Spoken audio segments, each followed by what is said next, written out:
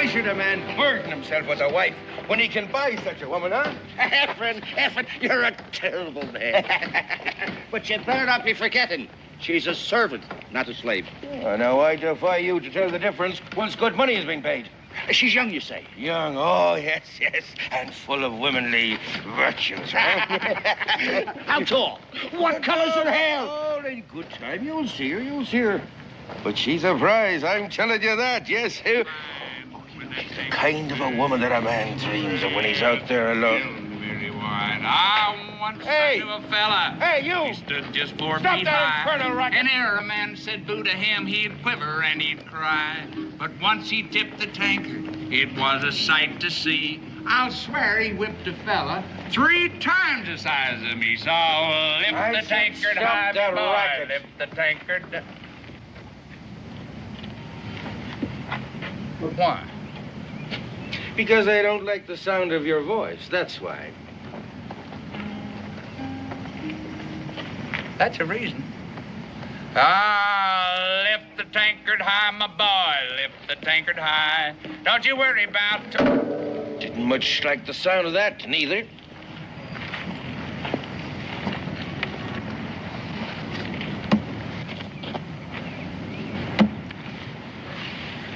Josh, don't fight him.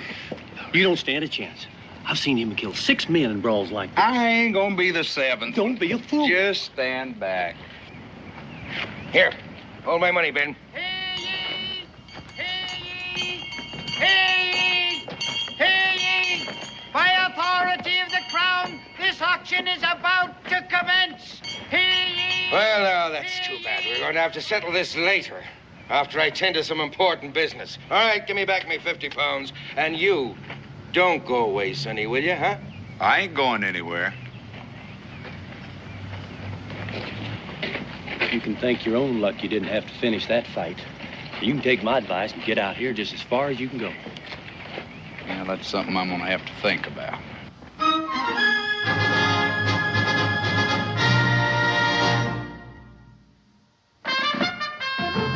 Daniel Boone was a man, yes, a big man, with an eye like an eagle and as tall as a mountain was he.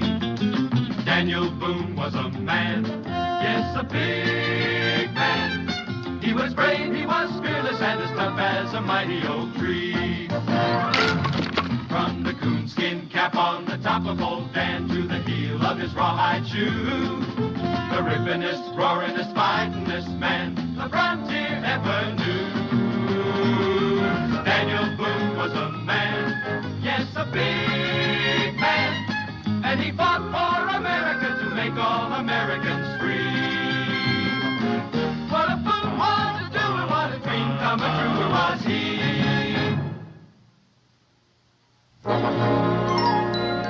20 pounds once, 20 pounds twice.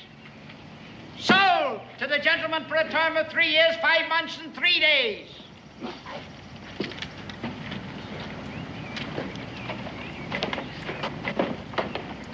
And now for something special. Here she is now.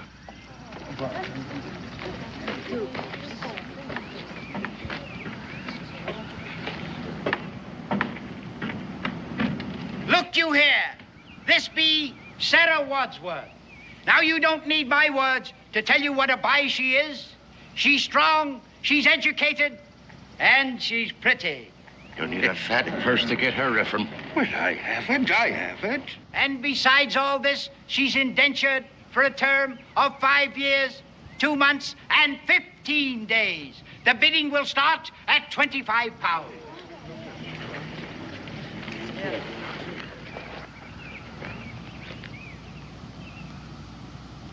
$26. 27. 28. 29. 30. 30 pounds. I have 30 pounds. Who'll say 31? 31. 32. 32 pounds. Who'll say 33 pounds? 33.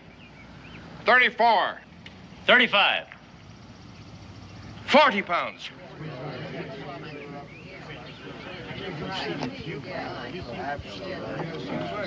£40. Who'll say 41? All right, then. 40 pounds once, 40 pounds twice. 40 pounds and 1 pence.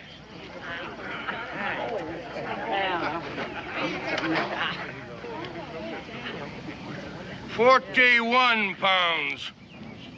I'm bid 41 pounds. Who'll say 42? Then 41 once, 41 twice. 41 pounds and 1 pence. £42. And 1 pence. £45. And 1 pence. Josh, are you out of your mind? He challenged me to a fight, didn't he? I figure this'll hurt him a mite more than what he's used to. 45 and 1 pence, 45 and 1 pence. Who'll say 46? £46. And 1 pence. Josh. Look, you heard him say he had 50 pounds, didn't you? I'll stop when every bit of that's gone. 46 and 1 pence, 46 and 1 pence. Who'll say 47? Josh, you're going to end up dead or have a servant girl. Or both, if that's possible. £47. And 1 pence. £49.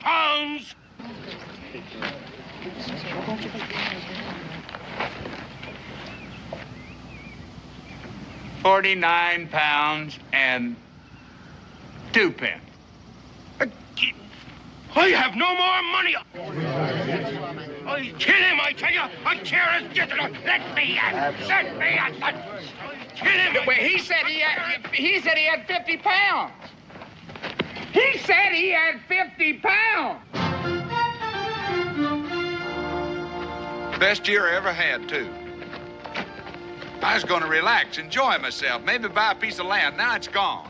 But you did it to save me. Doesn't that mean anything? I did it for a stupid joke and to teach some fellow a lesson. I didn't even look around and see what I was bidding on till it's too late.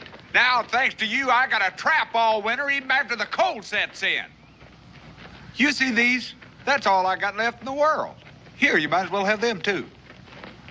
Now, go on, get. You're free. I'm sorry for all the trouble I caused you. I really am. Oh, it wasn't your fault. Besides, you got your freedom. I guess that's worth something. My freedom? I just turned you loose, didn't I? Yes, but I don't want it. You don't? No. I don't have any money. No place to go. Well, you don't expect to stay with me for the next 5 years. Yes, I do. Tarnation. What kind of a fool do you think people think I am? Trapping in the wilderness with a servant girl lollygagging along with me. I won't be any trouble. I'll even learn how to trap. I can cook and I can sew. I'll keep your things neat. I don't want my things neat. You wouldn't sell me, would you? Of course I would if I could find a buyer. Oh, please don't. Please don't. I don't care what your reasons were for buying me. But that man that you saved me from back there, the way he looked at me made me want to die. People are like that all over, but you're different. I could see that. You're kind and you're strong. Oh, don't you see? I don't want to leave you. Now, there's going to be a way out of this. One way or the other. There's going to be a way out of this.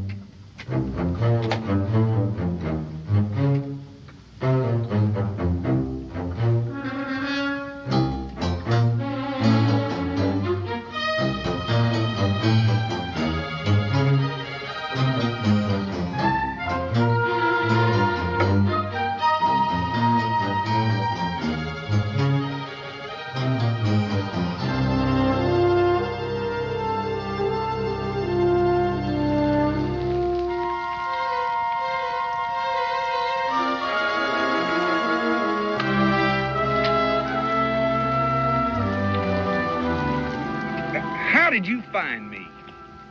Right behind you all the way. You was, huh? I didn't think you'd leave me like that. What did you expect me to do?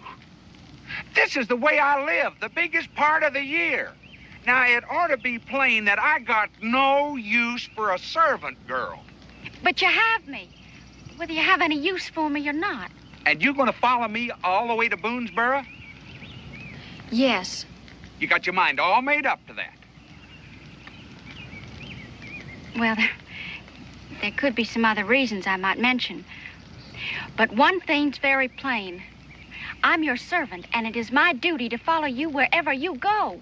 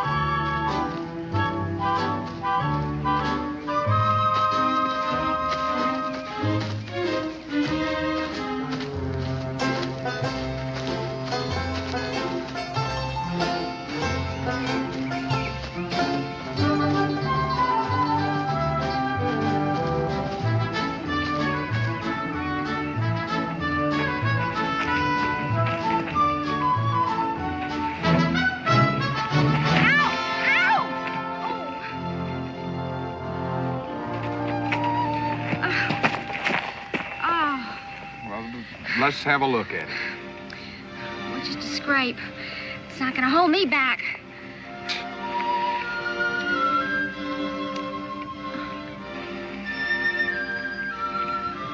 Here, you do it.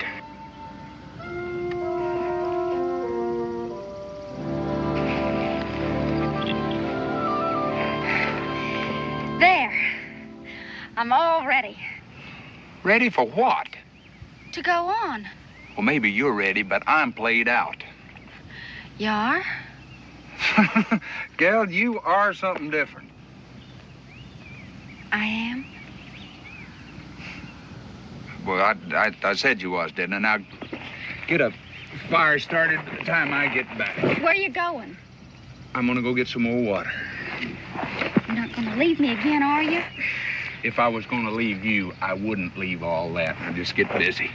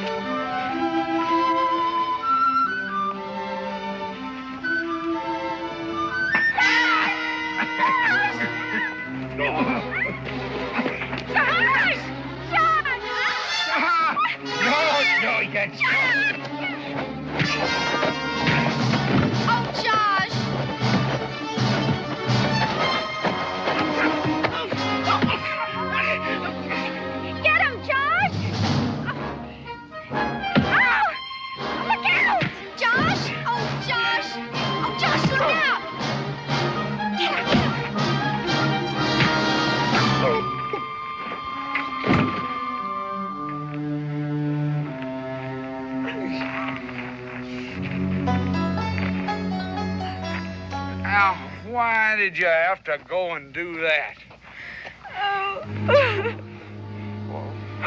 Well, I mean, I could have taken care of him. It's just we better tie him up. He'll get loose in a little bit, but we'll be gone by then.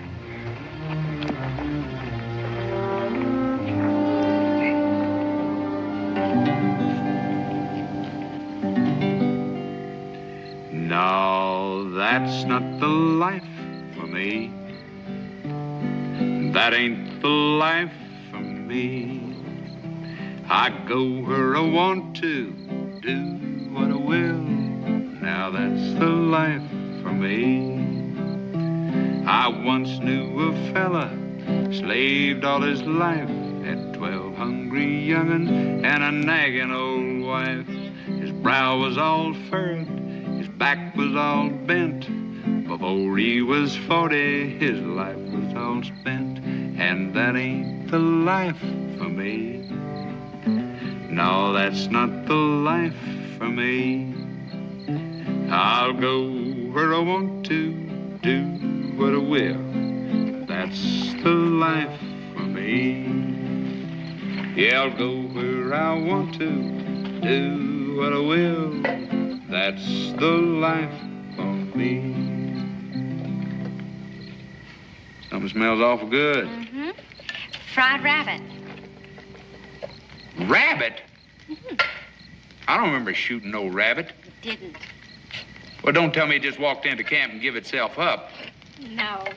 I set a snare for it. Then I was going to teach you how to trap. I learned things real fast. I'll say you do. I don't remember having started to teach you. Your supper's ready.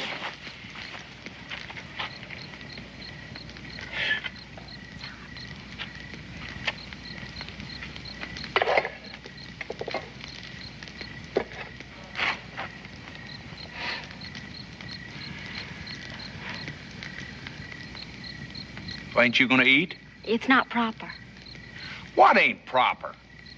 for a servant to eat with the master. That's downright ridiculous. That's what my first master taught me. Well, I ain't your first master. And I don't hold with things like that. As a matter of fact, I ain't your second master either. I belong to you. Would you stop saying that?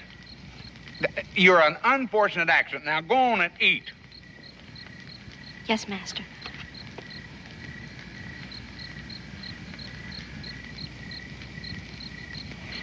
And stop looking at me like that. You could ruin a man's appetite. How was I looking at you? Well, kind of. How do I know how you're looking at me? Go on, eat. Yes, master. My name's Josh. Yes, Josh. Josh Clements.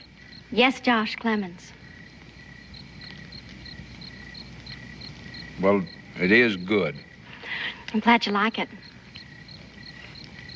If the fellow wasn't careful, he could kind of get to like it. Go on, eat. We got to get out here early in the morning.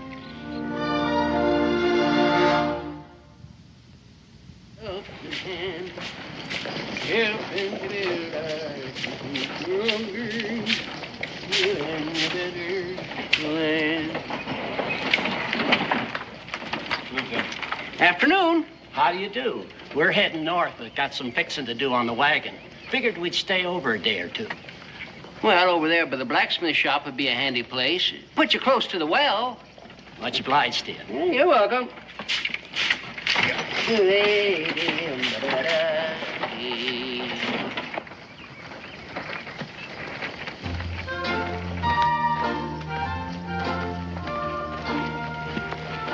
Hello, Josh. Matthew. Josh? Simon? How's everything, Josh? Oh, it's fine.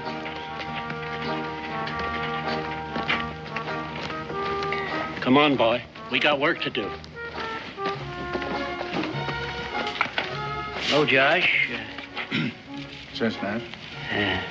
Coming in?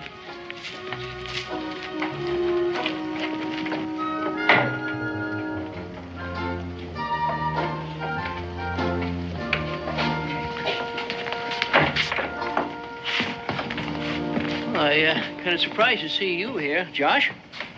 That's so. Mm-hmm. Why is that? Well, I thought you was all through for the season.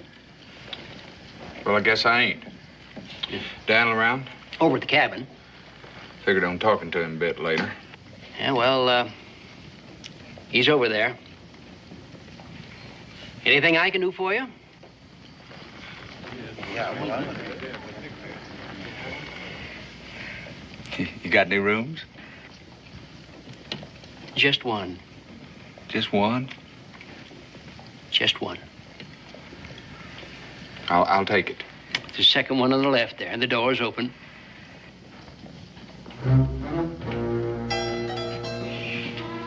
I didn't know you got married, Josh.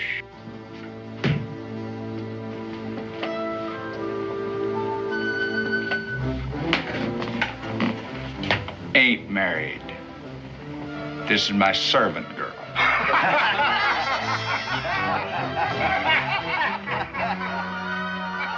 I've gone and ruined everything for you, haven't I? Not yet, you ain't. That's why I'm gonna go see Daniel. He'll know what to do. Yes, sir, Josh, I'd say you have a little problem. Well, I don't see nothing so funny about it. I can't help but see the humor in it. I don't see why that girl has to wait outside. Because I don't want to hear him mooning and gawking over every word I say, that's why. Well, I think it's impolite. Well, it may be impolite, but I got a few things to talk over with you, and I want to do it in private. Well, what do you expect us to say? Well, you must have some ideas. Can't say that I do.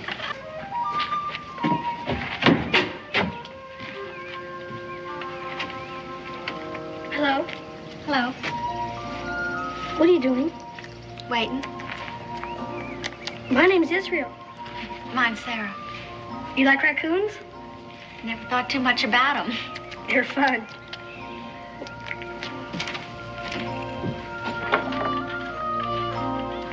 Pa, look what I found.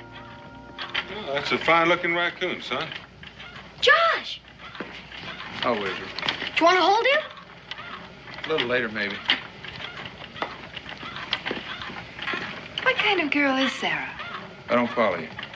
Well, I know she's young and pretty, but what's she like? Oh, she's kind of smart and hard-working and nice enough in many ways, I suppose. She likes raccoons, too. She does. Israel, we're trying to have grown-up talk in here. You suppose you could go outside until we're finished? Suppose so. Pa, isn't Sarah grown up? Yes, son, she sure is. Then why does she have to wait outdoors? Israel, do what your father says. Yes, ma'am. Bye. Bye. Josh, I guess what I'm trying to say is, how do you feel about Sarah? I don't feel no way about her. It's the way she feels about me is the problem. Well, how do you mean? How do I mean? She is out of her head in love with me is how I mean. You never seen nothing like it. If she wasn't so stuck on me, I guess I could sneak off someplace and leave her, but her feeling the way she does, I just couldn't do that to anybody. Well, that's why you haven't tried to sell her. Oh, all I gotta do is mention that, and she goes all to pieces. Oh, well, then you do feel something for her. Well, in a way, maybe I do. Nothing meaningful. I just don't want nothing bad to happen to her, that's all. Are you sure that's all? What in tarnation are you trying to say, Becky? All right. All right. Ever since you arrived with that girl, Boonesboro's been humming with gossip. Mm-hmm. Bunch of busybodies. Well, now, that's not exactly true, Josh. There are other people concerned about Sarah. No? Boonesboro's a small place, but we have certain customs, and we have certain moral ideas. They saying I ain't moral? Oh, of course not. But you've got to look at it from their point of view. A young girl, unchaperoned, living with a single man. Well, I just don't think it's going to be tolerated for very long. All right. What am I going to do? Well, that's the reason I want to know how you felt about Sarah. Seems to me that you have two choices open to you. Sell her or marry her. Marry her? Well, it's only my opinion. Well, I ain't marrying nobody. You hear? Nobody. Well, then, Josh, it seems to me like you better find yourself a buyer real quick.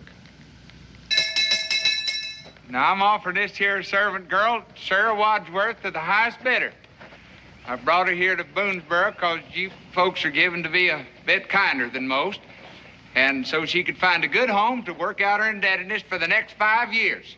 Now, you don't need to take my word for what a good buy she is, because you can see she's strong and educated and pretty. Oh, that poor girl. I never thought he'd do a thing like this. Doesn't Josh like her? Of course he does.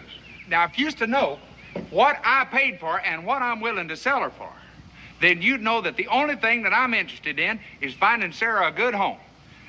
So we're going to start the bidding off at £1.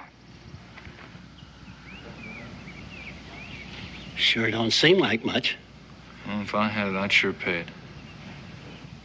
£1. Do I hear £1?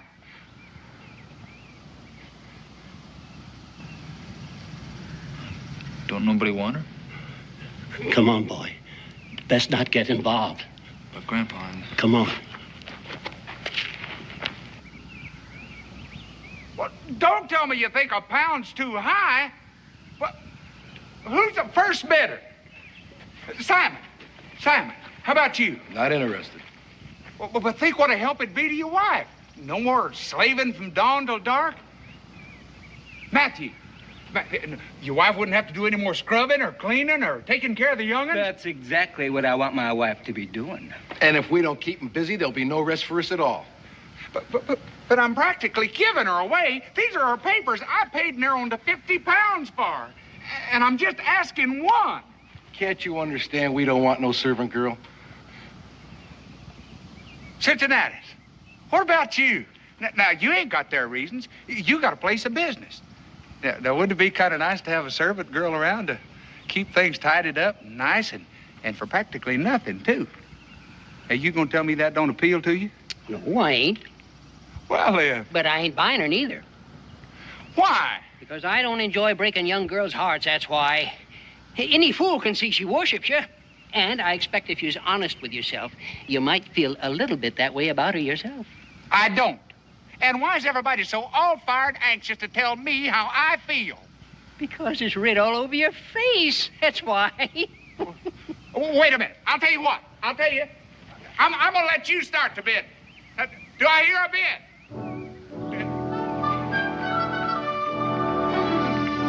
Wait, ain't anybody going to bid nothing?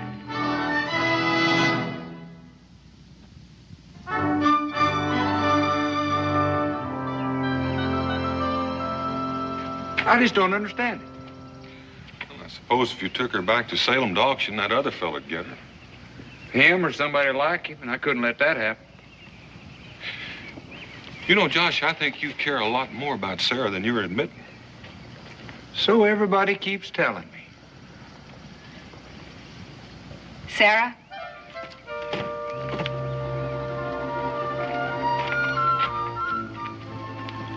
Sarah, dear, you can stay with us until the wedding. The wedding?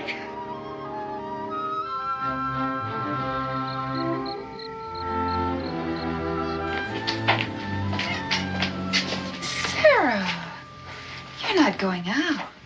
I was only going for a little stroll. Well, that's not the safest thing for a woman to do alone. We're pretty much in the middle of the wilderness here. I know. I wasn't going to go very far, only to... To where Josh is. Yeah. I miss not being near him. I know his friends are giving him a party, so I won't disturb him. Well, that's all right. Josh is a mighty lucky man. But be careful. I will.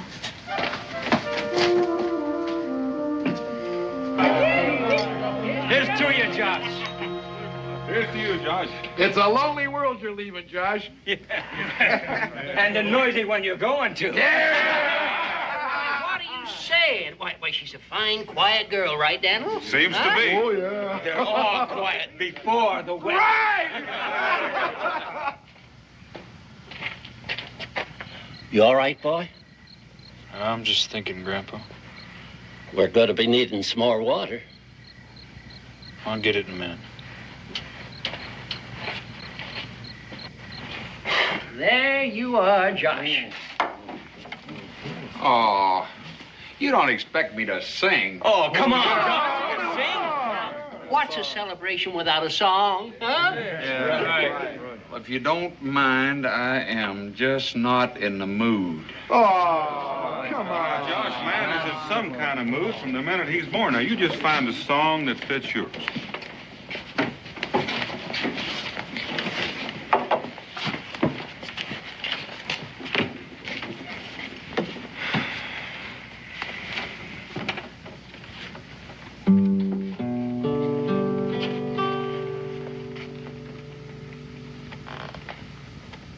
Man was born to be free as the wind, with the mountains and rivers and trees as his friend, to follow a path just to see where it ends. A man ain't a man lest he's free. A man like the wind don't tarry for long. He's gone in a moment, like the words of a song. Love's meant for some men, but love's not for me. I'm a taster of honey, not a keeper of bees. An animal caged is a sad thing to see, for God in his wisdom created him free. And the arms of a woman will never hold me, 'cause a man ain't a man lest he's free. Yes, a man was born to be free as the wind, with the mountains and rivers and trees as his friend. An animal caged is a sad thing to see, for God in his wisdom created him free. Evening. Good evening. Just getting some water. Oh. Of a woman will never hold me, 'cause a man ain't a man lest he's free. Yes, man was born to be free as the wind, with the mountains and rivers and trees as his friend, to follow a path just to see where it ends. 'Cause a man ain't a man lest he's free.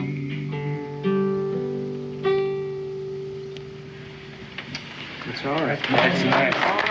Real nice. If you don't mind, I think I'll get some air. Well, I think I'll have another drink. Oh, Yeah, thank me you. too. I'll have another one myself.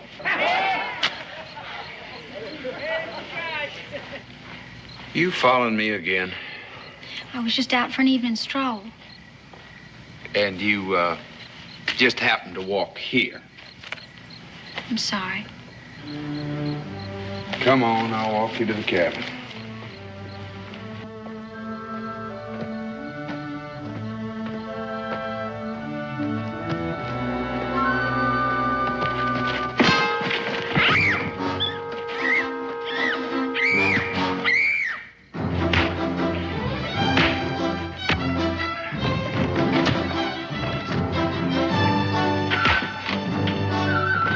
Josh, you gotta get up!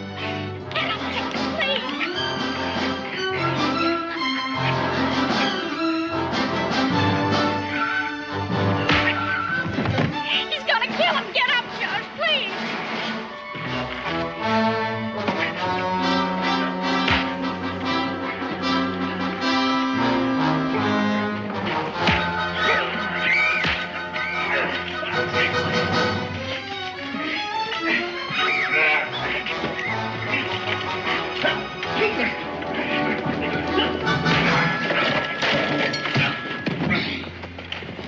Captain?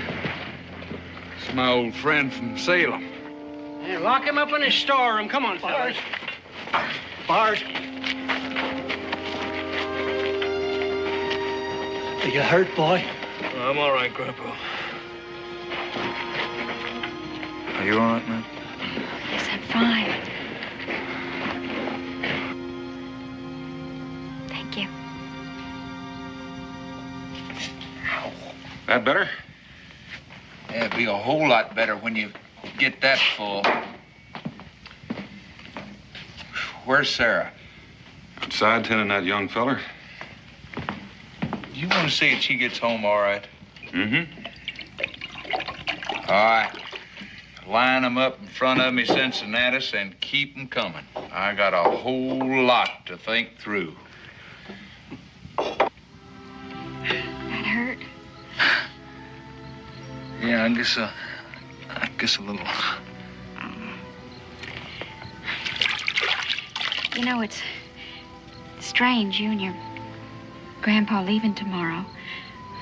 I'll probably never see you again. Yeah, it's strange, all right. You getting married and all that. Is he a nice fellow? Oh, yes.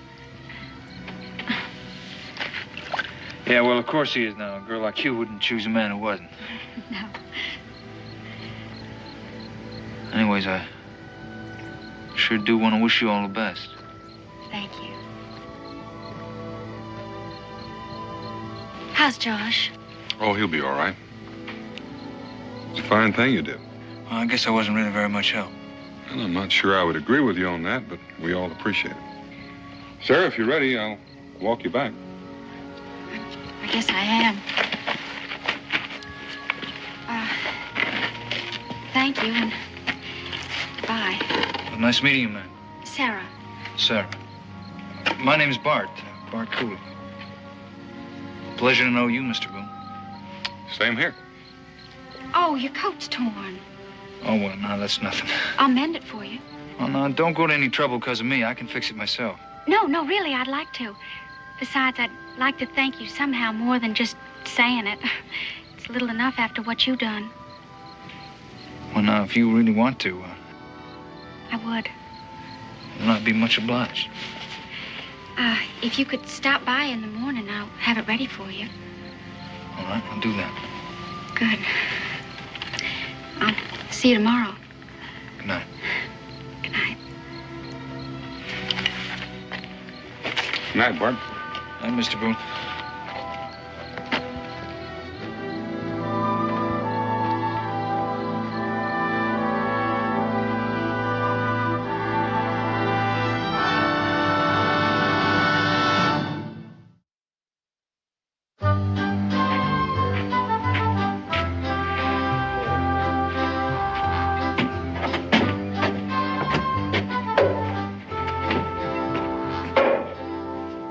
Josh, you look terrible. You would, too, if you'd spent a night in a tree. Where? Well, what were you doing up in a tree? I don't know. That's just where I was when I woke up. Wait a minute, I'll get you something. You know, in a way, I resent that guy interfering the way he did last night and helping Sarah out and all. Why? Because if it hadn't been for him, my problems with that girl would be over. She just wouldn't be here no more. Josh Clements. Soft, Becky, soft. Here, drink this. Drink it all down. One big gulp.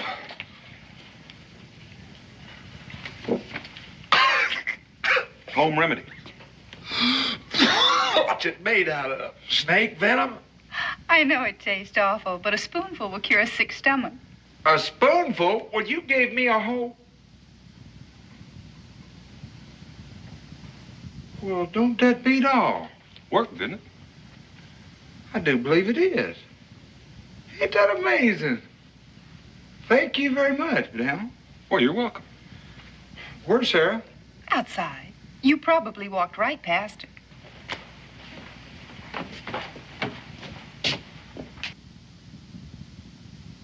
So she is. You know, I guess I could do a whole lot worse. Either she's trailing me around like a puppy dog or sitting out there dreaming about me. Why don't you go out and say hello? She's probably worried about you.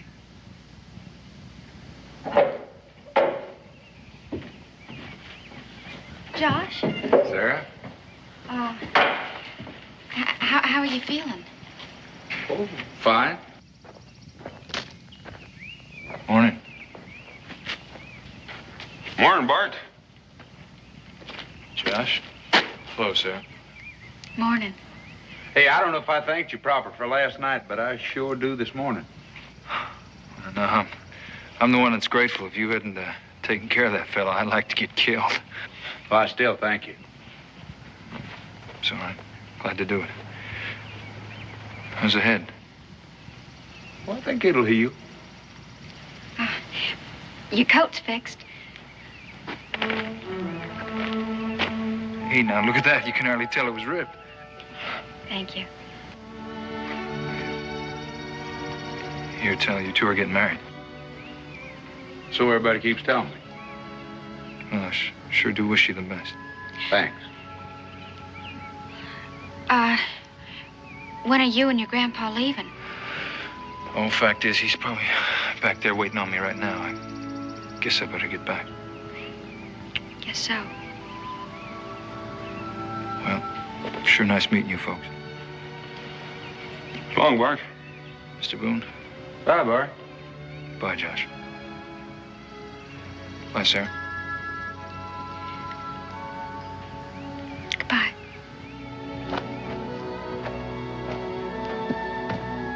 He's a nervous sort of fella, ain't he? Well, I'm gonna go chop some wood. Dan, Sarah, why don't you see if you can help Becky? Daniel, I gotta have a few words with you.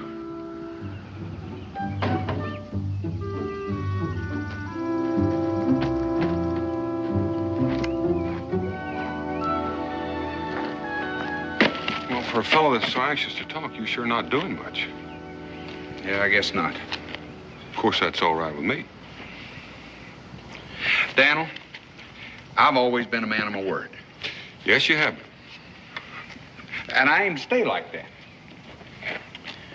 Now, I give my word to Sarah that I'd marry her, and I will.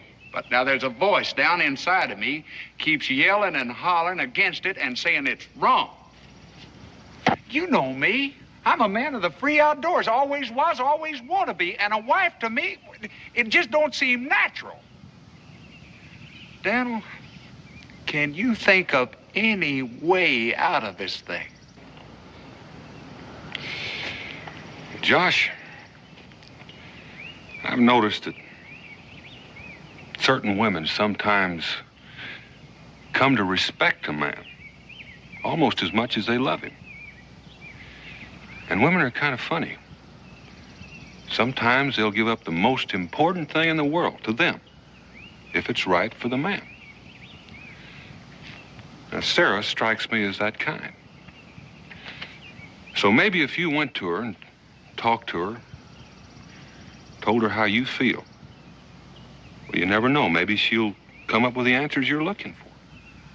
Daniel, you don't know her. I just wind up breaking her heart all over again. Maybe. Maybe not. Here, this ought to do. Sit down. I still don't understand why we had to come so far just to talk. Well, it's 'cause if you start crying and carrying on, I figure I ought to be the only one to hear it. Sarah, this is going to be hard for me to say, and it's going to be hard for you to hear. But sometimes a woman can respect a man just as much as she loves him, and she might be willing to give up the thing that she wants the most. Josh, what are you trying to say? Sarah, I said I'd marry you, and I will, if that's the way you gotta have it, but that ain't the way I want it. It's not what I want either. If you can give me one good reason how you could stand to spend... Josh, did you hear what I just said? What? I don't want to get married to you either. You don't? No. Why? Just 'cause. You mean you just stop loving a man just like that any time you're a mind to? I never knew what love was. The strongest I ever felt about a man was the way I felt about you. But that wasn't love. Boy, you beat all. Now, I don't understand what you're getting so angry about. You don't? No. I mean, after all, if I don't love you and I don't want to get married to you, well, isn't that what you wanted all along? Well, yeah, but a man don't like to have his pride stomped all over. Oh. I'm sorry. You're sorry. Well, we're right back where we started. I can't sell you, and I can't turn you loose. Well, that might not be so true anymore. What do you mean? Bart and his grandpappy are going north. And I thought, well, maybe that they might be willing... Uh-huh. Bart, I knew he'd been acting awful nervous. Be mighty proud to help the young lady out, but we don't have no money. I kind of figured that. That's why I brought Daniel and Becky along as witnesses. I guess you wouldn't mind having Sarah along on the trip, would you, Bart? Well, now, Josh, you know I wouldn't. How much you figure she's worth? Well, I don't... Know what I paid for her? Near 50 pounds. Huh? If you had 50 pounds, you think she'd be worth it? Well, now, sure I would, but I don't have You're a any... pretty fair shot with a rifle. Come here.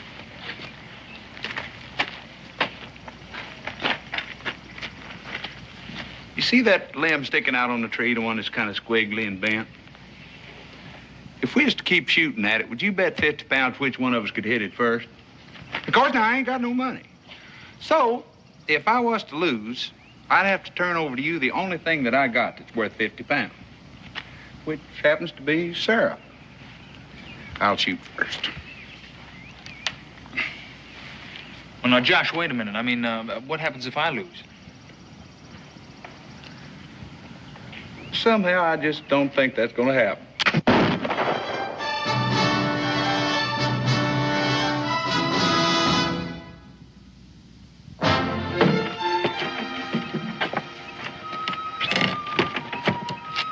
So long, Bart. Josh, you know, the way you shoot, I hope you don't run into any Indians. So long. Bye. Hi.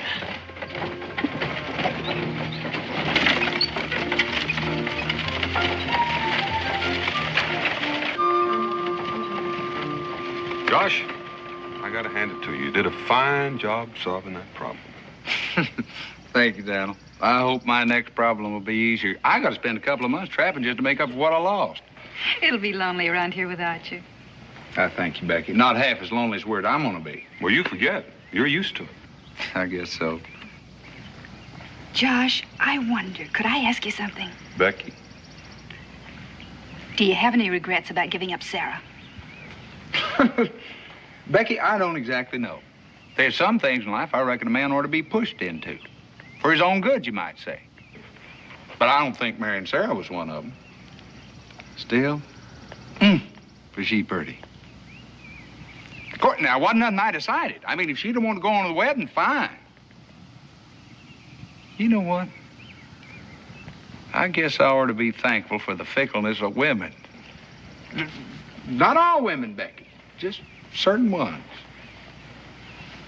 You take care of her, because she's reliable.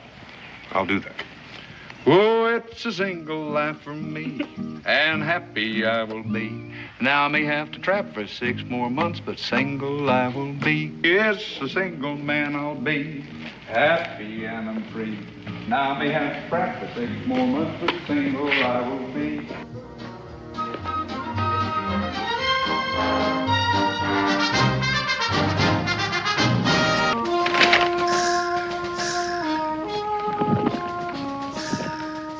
Isn't true it.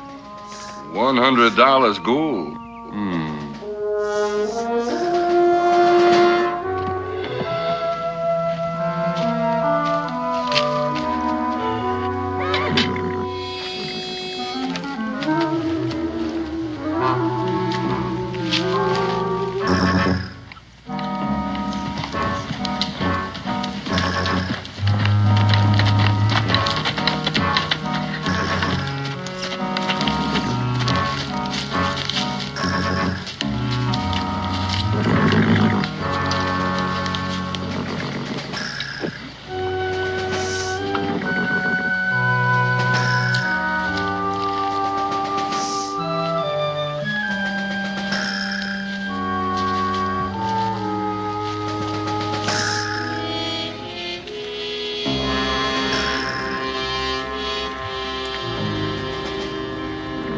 Mason boy, where are you?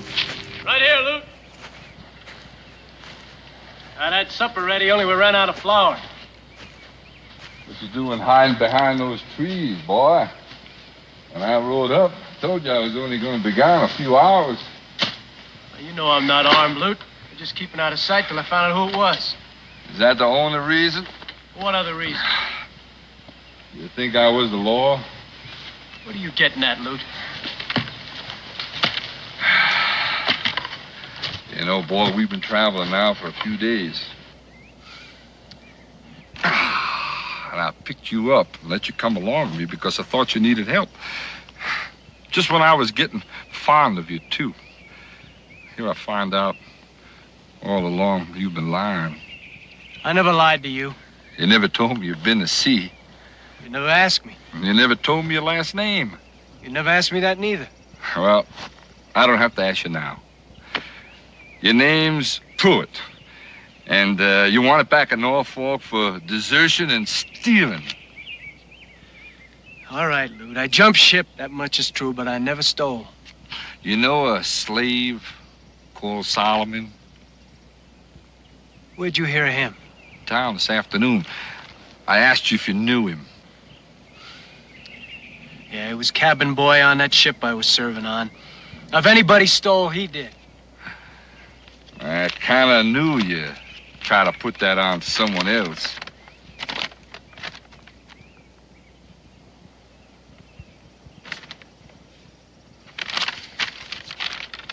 You don't believe me? I like to, but I reckon nobody'd pay $100 gold just to have you back for jumping ship. That's the going price on you. How much did you steal, boy? You can trust me.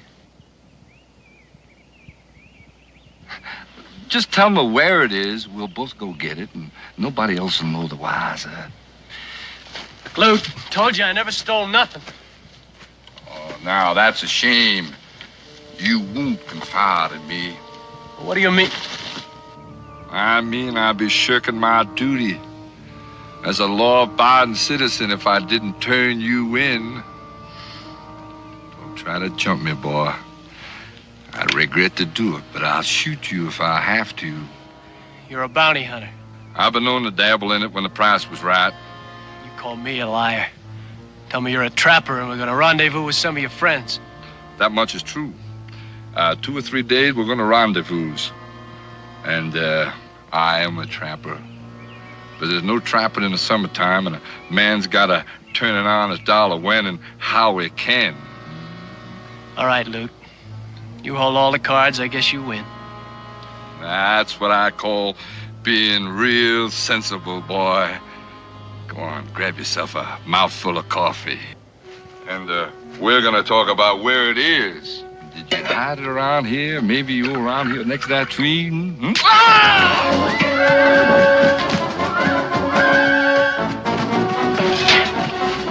Oh! You shouldn't have done that, boy.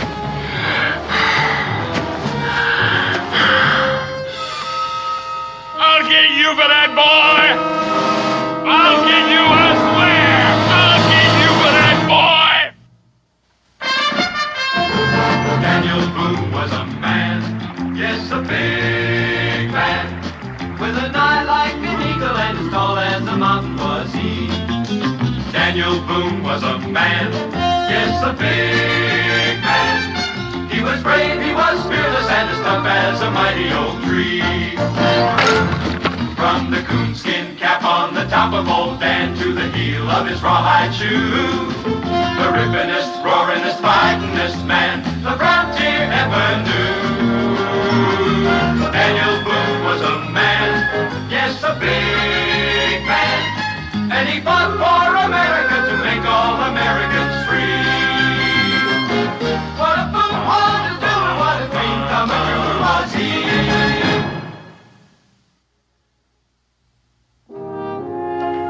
Kitty, you sure you haven't changed your mind about coming in with us? No, sir. If it's all the same to you, I'll stay here and tidy up the camp a bit. You don't know what you're going to be missing. I know what I'd be missing. I'd end up in town and get lost. The next thing I know, I'd end up on an auction block and spend the rest of my years chopping cotton. Now, that's just plain foolish. Now, you was born free. In Canada, I was born free and reasonably white. Around here, I'm free and maybe just a little bit darker.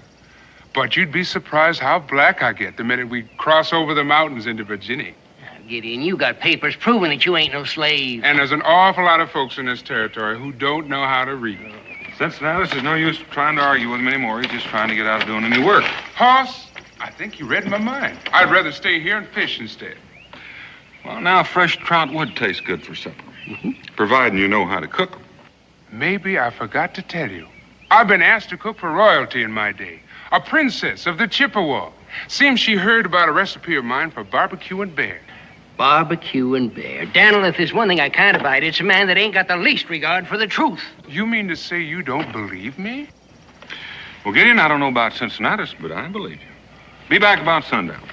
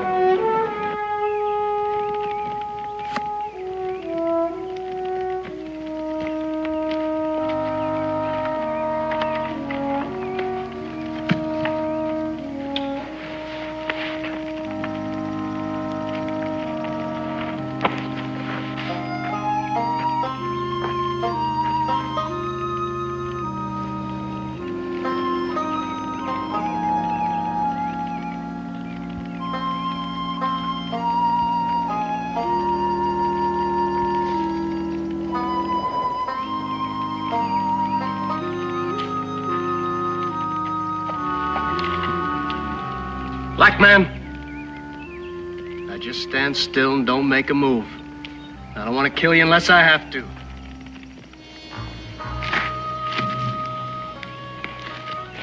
You don't know how much that does to ease my mind. Now, just what can I do for you? Get me up a sack of grub. Well, shucks, if you're hungry, you don't need that gun. If you rest yourself for a bit, I'll cook up these trout, and there's enough for both of us. When I tell you to do something, black man, you do it. Now get me up some grub.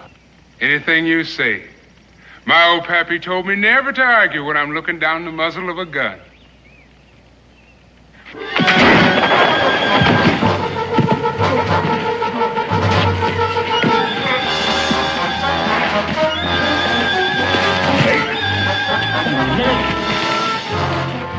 All right. Now, maybe we can sit and talk. I don't take real kindly to folks who try and steal from me or shoot me. Drop that knife, black man. Get your hands in the air.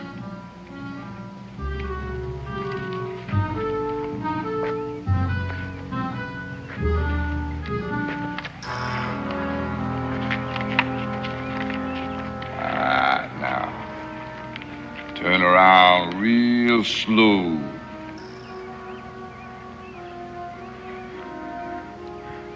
Looks like these woods is getting overrun with thieves. Those arms on before one of you decide to run. And then I'll have to spoil some valuable property. Luke, you caught me fair and square, but you can't chain me up to him. Why not? Because I just spent 6 months in a ship's hold full of his kind, and I don't like the sight or color of him. So, you're a blackbird, huh? What's wrong with that? Boy, if you don't know, I reckon I ain't got the time to tell you. Yo! Hey, oh! Pick up them there irons like I said and get back there and put them on. Make sure you put them on your friend Solomon, too. That was nice of you, Mason. You led me right smack to him. I must say, you two make quite a pair. I don't know who you are, and I don't know who this Solomon is, but whoever he is, I ain't him. go pretending ignorance to me. Mason here told me all about you before he cut out and ran on me. I already told you before I never heard of no Solomon, except the one they mention in the Bible. My name's Gideon Choctaw. I was born free in Canada. In fact, I got my papers right here to prove it. Here, you read these papers, mister, and you see just how wrong you are. Don't you pay him no mind, Lute. You're right.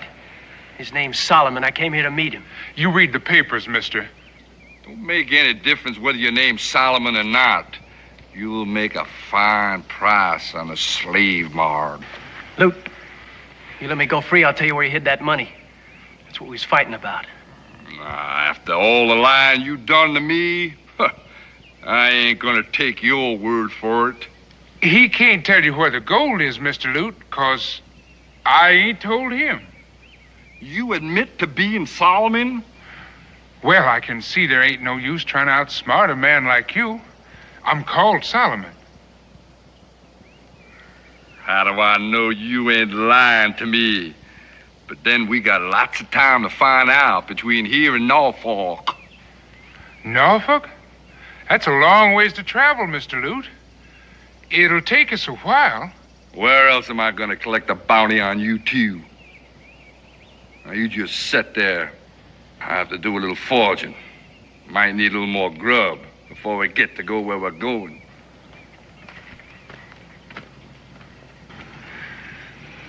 Your name ain't Solomon. I know that, and you know that. But your head-hunting friend don't know that, and just for now, I'd like to keep him in a little doubt. And where do you think that's gonna get you? I'll think of something. Double-cross me if you can. If it's to my advantage. Don't you ever try, because if I get out of this... If you do get out of this, I'll get out of it too. And you stay clear of me, boy, because I don't care for your kind any more than you seem to care for mine. You trying to scare me? I don't reckon that would take too much, because you're all mouth and no backbone. I'm going to get you for that black man. Mason, don't you ever lift your hand to me, boy, or I'll eat you before breakfast.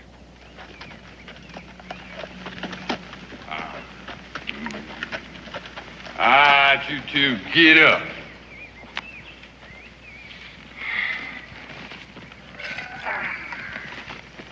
You got cornmeal, you got ham, and you got a layer of bacon. You've been living high off the hog, ain't you? Feller's got to eat to keep up his strength. Yeah, well, you're gonna need it after I'm through with you. You ain't been camping here all alone, have you, boy? You see some signs of someone else? I see 3 bedrolls over there. Well, I'll be honest with you, Mr. Lute. I stole the wagon. Them bedrolls and supplies was in it. If you was to look real close, you're likely to see some wheel marks. Whatever happened to that wagon, boy? Well, I sold it to a trapper passing through. I thought maybe I could make better time afoot. You're lying again. Well, if you think so, why don't you just sit here and wait and see? I reckon that's just what you want me to do, ain't it? Yeah, well, I'm gonna take this here trowel, make a nice little meal come supper time. All right, now let's move out. Which way? Right out amongst those trees there.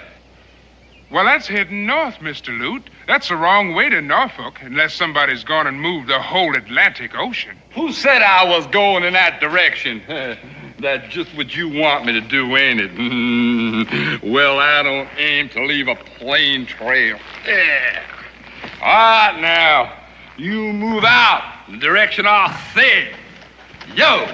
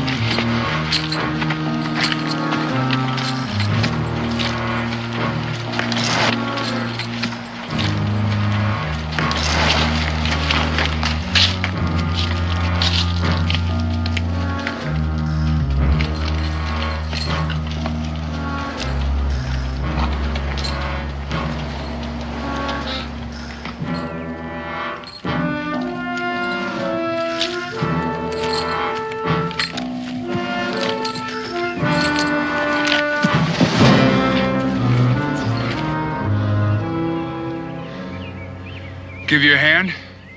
I don't need any help from you. Time might come. And when it does, you'll ask. Now get up on your feet. Here comes the man.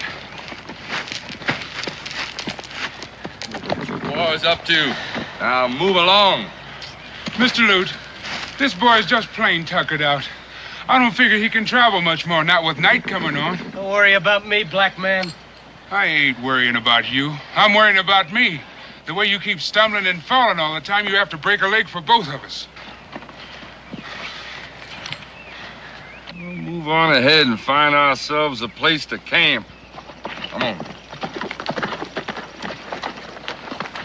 Don't seem to worry much about us making a run for it. Now, how far do you think we could run? And how fast with these shackles on? I know what you're thinking. Once we get to Norfolk, you'll figure you're not Solomon, and then you think you'll be free. Your friend Lute already answered that. He'll put me on the auction block. He ain't no friend of mine. He just pretended that till he found out there was a price on my head. Well, how much of a price? $100. It's a nice round figure. I've known men to get sold for less. And I never even done it. Well, let's get along before he comes back looking for us.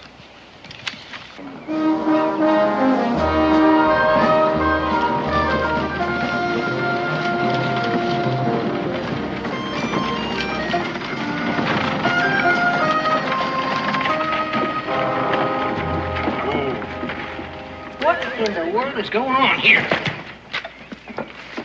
Look at this.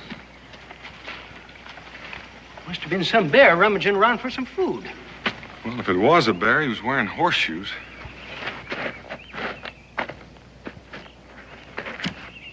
Did you find something, Daniel?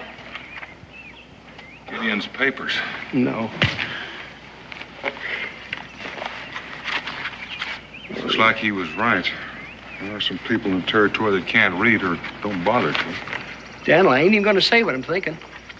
And you don't have to. If you study the sign, you can see that there were 3 of them.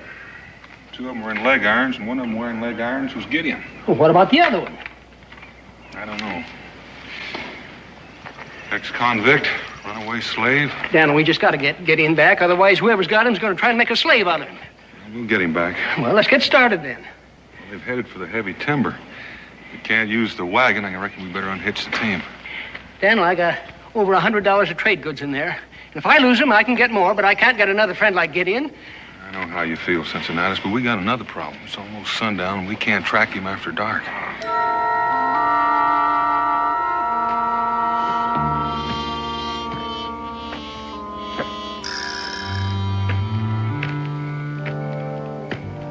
Get up.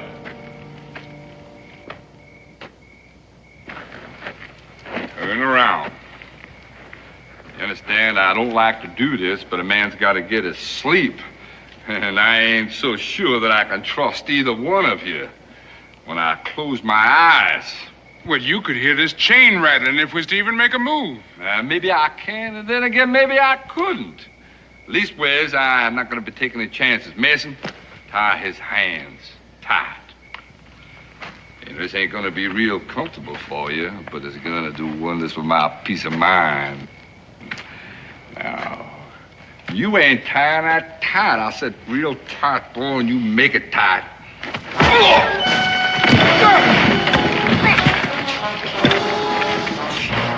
Ouch! Ouch!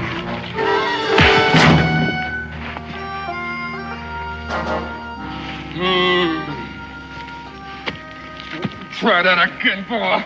I'm a peace-loving man, and you made me get real close to making me mad. There ain't no use in you talking to him, Mr. Lute. He can't hear you. Maybe he can't, but you can. And don't you get any cute ideas about taking me, because that ain't going to be a patch of what I'm going to do the next time. When I decide to jump you, Mr. Lute, I'm going to get the job done real fast. Just say when. I will say when. It's a long ways from here to Norfolk, and it stands to reason you going to get a little careless. Don't depend on it, Bar. Now, you take Mason and drag him to that tree, quick, or I'm going to lose my patience and bust you one right over your head. I like to be a peace-loving man.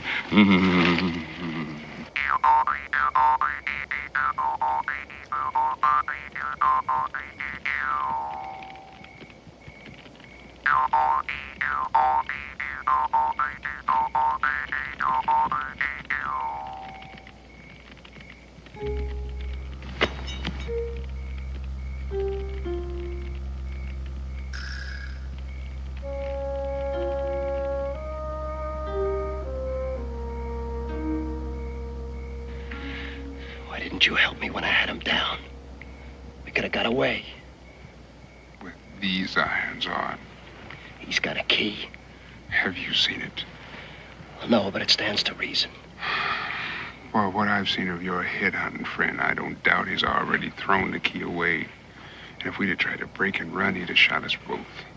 Not if he was dead. Look, even if he didn't have a key, we could have found some way to get these chains off. You mean to tell me you were setting out to kill him? If you would give me some slack in that chain, I could have finished him. Then I'm glad I stopped you. I don't hold with murder. What do you mean, murder? That's what it would have been. What do you think Lute would have done in my place? Shot you in the back, given the opportunity. So what's the difference if I kill him? The difference between you and him. What do you mean by that? The difference is Lute ain't got a conscience. He could shoot you down and never turn a hair. But you ain't like him. How do you know what I'm like? I'm talking to you, ain't I? I don't mean nothing. Answer me one question, Mason. Have you ever killed a man? Well, no, but... Then my advice to you is to keep it that way if you can. Killing ain't something you just do and then it's done. It's something you have to live with, and it ain't always real good company.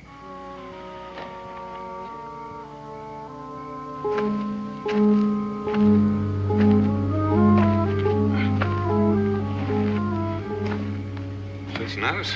Well, Daniel, I thought you were still sleeping. I thought you were, too.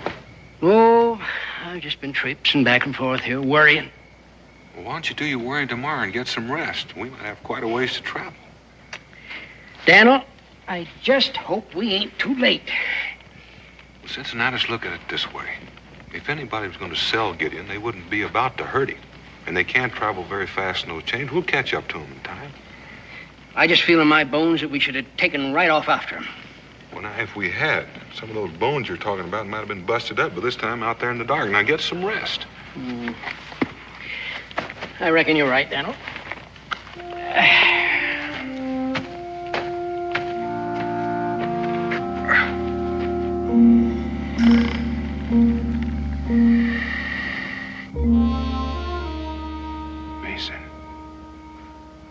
Mason, are you sleeping? How could I sleep all tied up like this and half froze to death? Since that's the case, why don't we talk some more then? I got nothing else to talk to you about. Well, that's all a matter of opinion. I figure we got at least one thing in common.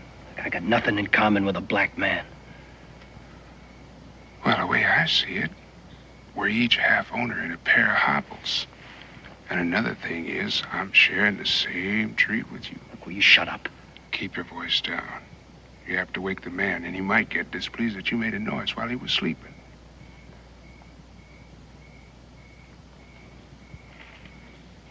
Is it just me you don't like, or is it my color? Well, it's your color, for one thing. That's interesting. 'Cause sitting here back to back, you can't even see me. Look, I know you're black. And I don't like blacks. Then that's why you set out to be a slaver. Who said I set out that way? As I recall, it was you that said it. But that ain't what I said. Well, how come then you were on a ship with a whole black cargo? I was drinking in this waterfront saloon.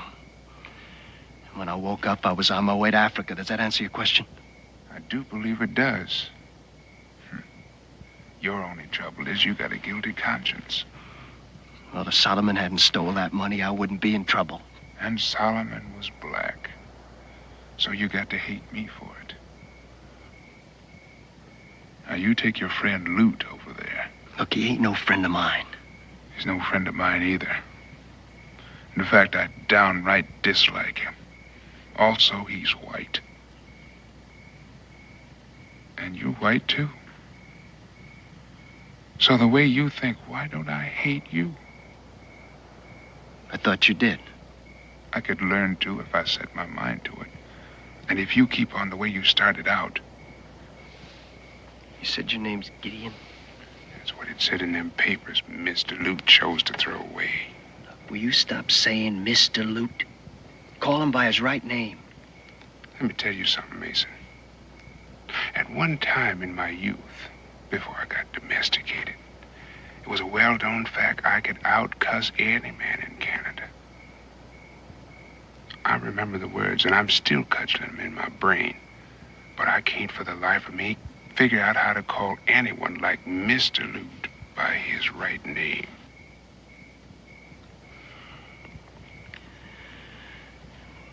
About them papers. You know, if you don't get them back, you can prove you're free. Are you worrying about me? Worrying about you? I'd put you on an auction block right this minute if I could get the money to pay Lute off. About them papers. I got sort of a feeling they'll come looking for me. You really got a friend you're camping with? Yeah, I got a friend. Is he black like you? Well, I've heard it said some folks call him black-hearted. But on the outside, he tends to be light-colored. You two figured I was sound asleep, huh? Why, Mr. Lute, if we knowed you was awake, we'd ask you to come over and join our conversation. I turned all right, except I was listening instead of talking. You hear anything of interest? I heard enough to make me change my plans. That's so. Figured I believe all that hogwash about you stealing that wagon and then selling it, didn't you? I had hoped you did. Well, now I know for sure that we ain't gonna camp here, so we'll just be moving on. Right now, tonight.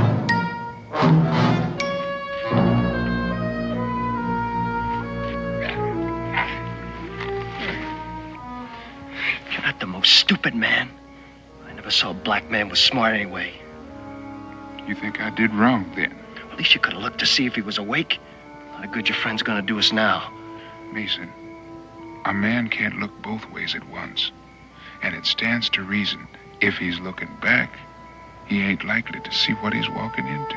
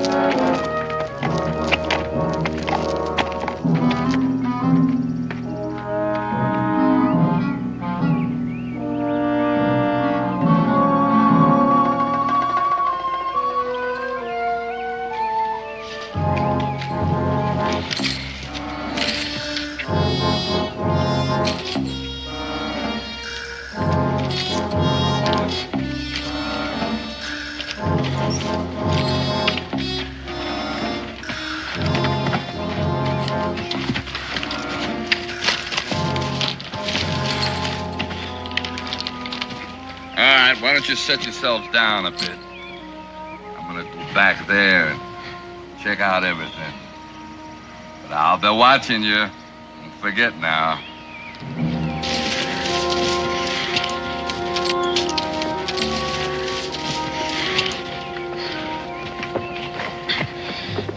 You think your friend can track us through this kind of country?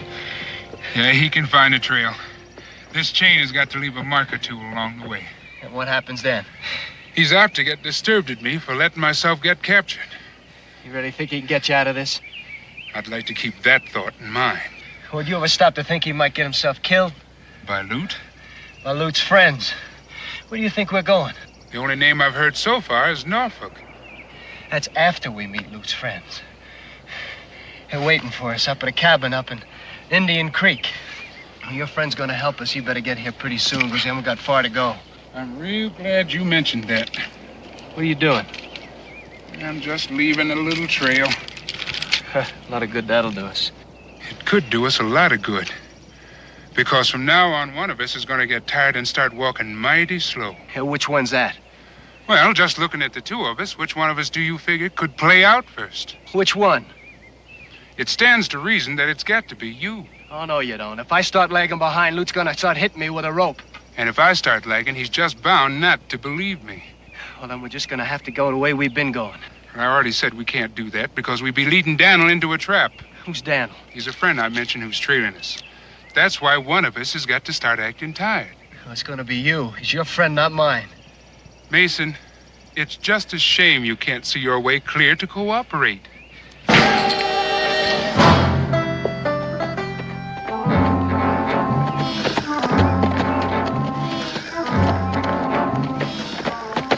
You two boys, get up. What's wrong with him? He's tired. I'm gonna tell you something, boys. I'm getting plumb tired of you two always playing tricks on me. Now, will you tell him to get up? Mason, get up. You see, the poor boy just can't move. He's plain old everyday fainted from the heat and climbing the hill and dragging all these chains behind him. Mason, boy, will you get up before I run out of patience and put a hole clean through you? You wouldn't take my word for it, would you? What am I gonna do? $100 worth of bounty lying down there and your friends pushing me from behind? Well, the way I see it, Mr. Lute, you could let him stay there until his strength starts coming back. Let your friends catch up with me? I ain't gonna do it.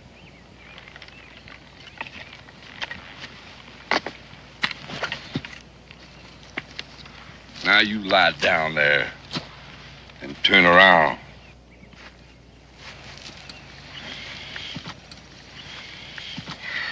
I reckon a little water will revive him.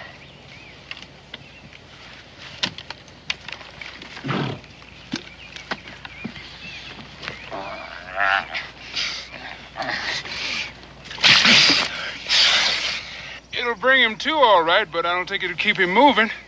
This boy just ain't cut out for traveling like this. You got a better way?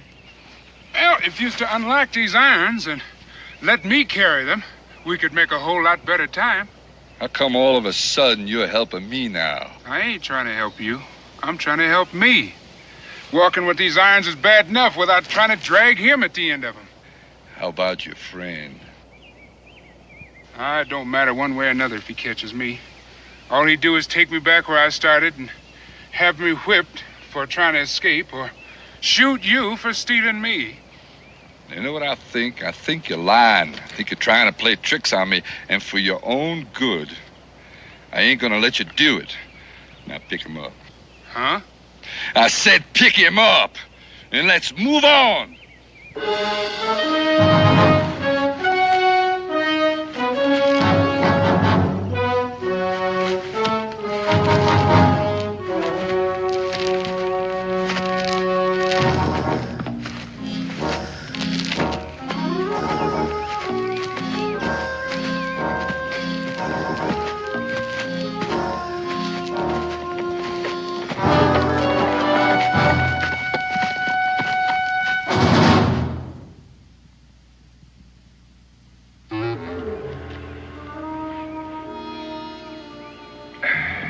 Camped here a while last night. The ashes are still warm. We may just catch up with him tonight, but if that slaver figures we're tailing him. Well, why should he think that? He's got to figure out that Gideon wasn't camped alone and that sooner or later we'd come after him. Well, which way do you think they're headed? We're never going to find out standing here. Come on.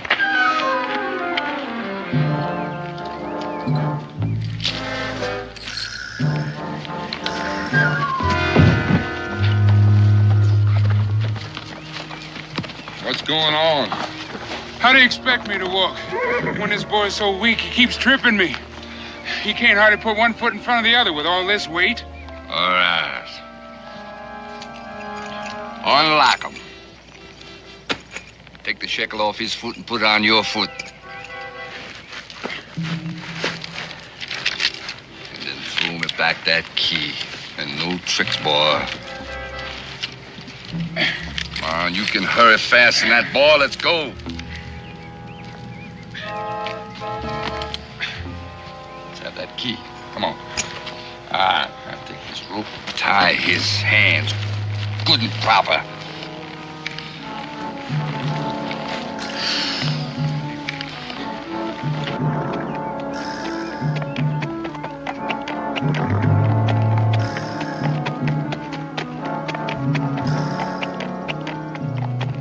When the time comes, you cut and run. I'll let you know when. Will you expect me to outrun that horse? I expect to take care of that, too.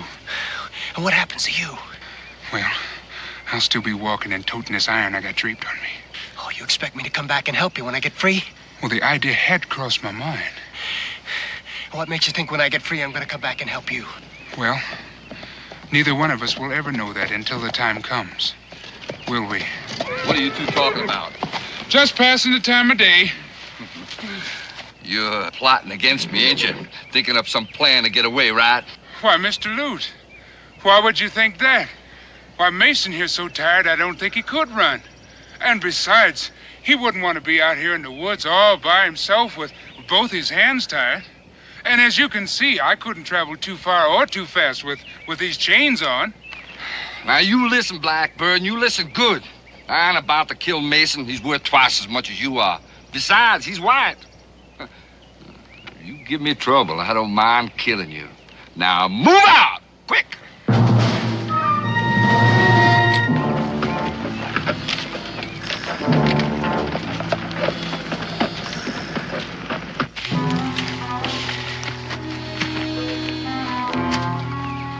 Daniel, we going as far as we can go. There ain't no way we can track him through this country.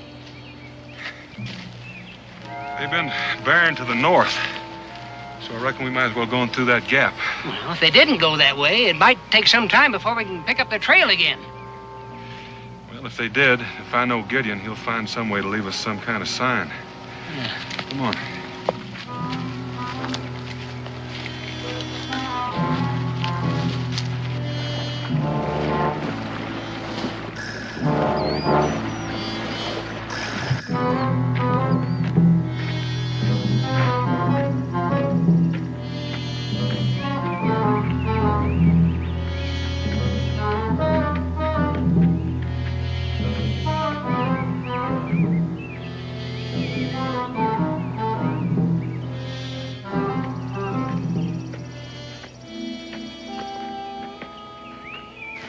In Cincinnati, we haven't lost the trail yet.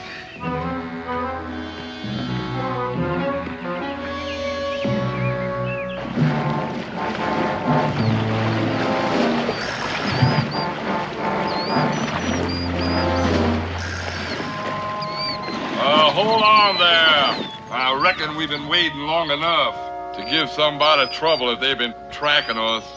You aiming to ford the river here? You got anything against it? Well, not entirely, but I'd like to mention that these chains weren't made for swimming. If we step in a deep hole, I'm bound to sink. You just wait here, and I'll have a look around.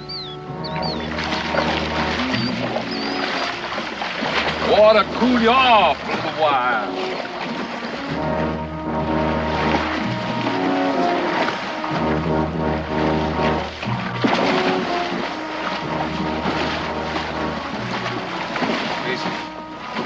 Time has come.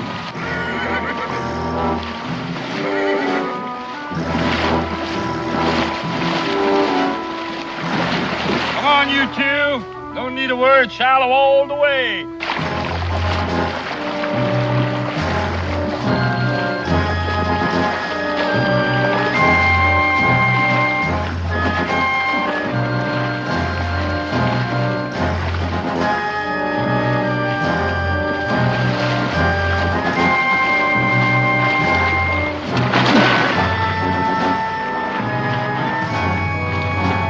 what's wrong there? Run, Mason, run!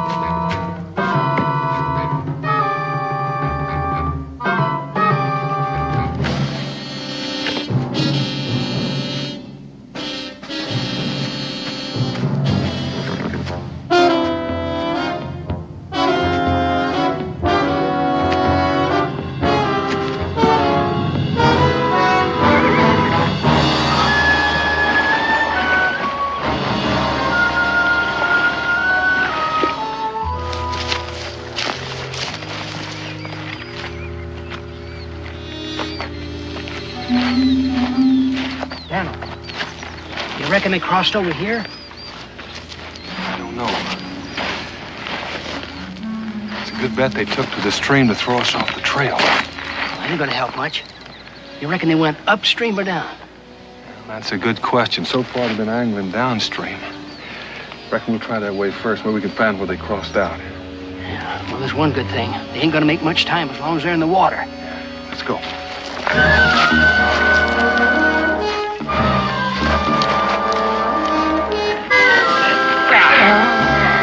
What I should have done was let you drown instead of dragging you to shore. Only drowning is too good for you. Besides, I gotta get my money back. You already cost me $100 on the hoof and made me lose my horse. At least Mason got away. He did, but if you figured he's gonna come back to help you, you better think again. He's not the kind. Turned on me the way he did after I befriended him. Besides, I wasn't gonna turn him in unless he wouldn't tell me where he hid that money that he stole. He didn't steal it. How do you know? He told me. And you believed him, just like you believed that he was gonna come back and help you. I reckon that's up to him. I reckon it is. And I reckon you're not as smart as some dumb animals that I know. That may be true. But I was smart enough to outthink you. You go trying to urge me to kill you right here and now. Besides, I gotta get that money that I lost. You ain't never gonna get it back, 'cause you ain't never taken me in. The first chance I get, I'm gonna lift your scalp. Don't you go threatening me.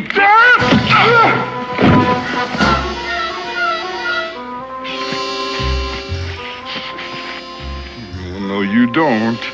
You thought you tricked me into getting me mad, didn't you? Well, I outsmarted you. 'Cause there's nothing that you can do to make me cut your throat. But that doesn't mean to say that I can't teach you to go around not kicking people. See, that ain't so nice.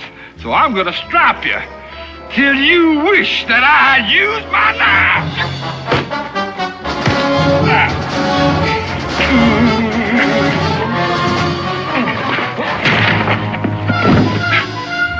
Come on, boy.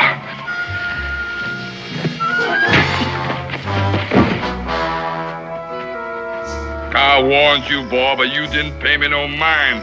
And now you've gone and made me mad. I don't want to cut you, but it just seems I can't trust you anymore. Mr. Lute. Ah!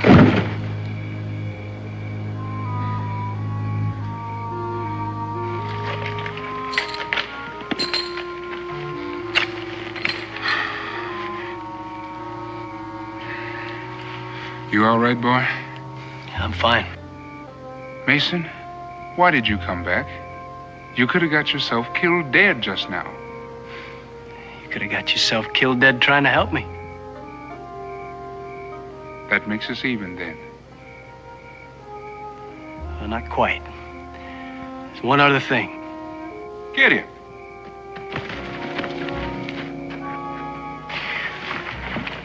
Here's your friends? Yeah. Hoss, you and Cincinnati sure took your time getting here. Well, we kind of figured you was old enough to look after yourself, but it Looks maybe like we were wrong. Who's he? This here's Mason Pruitt. You might say he's my traveling companion. You might say that he's my friend.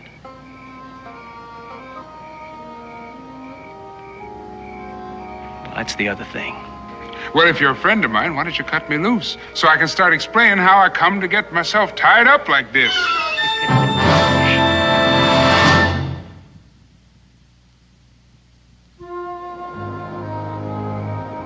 What are you going to do now, Mason?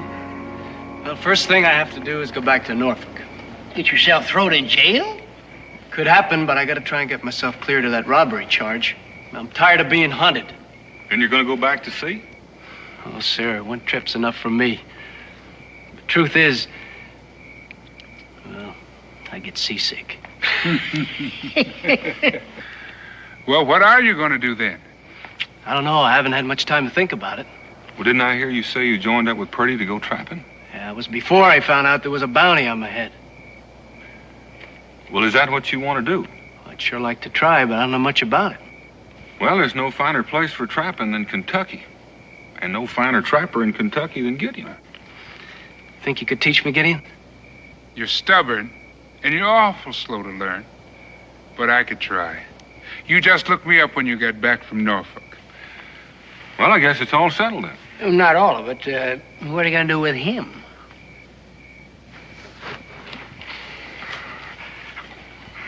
What you gonna do with that now, Mason boy? What I ought to do is what you meant to do to me. I was only fun, and you know that. Remember how we used to be real good friends? Yeah, I remember. Oh, thank you. Thank you. Now get out of camp before I change my mind and skin you. Ain't you gonna let me have my gun? You got some friends a little ways from here, don't you? Well, I figure you'll make out all right. Could I have my horse? I think Gideon needs that horse a little more than you do.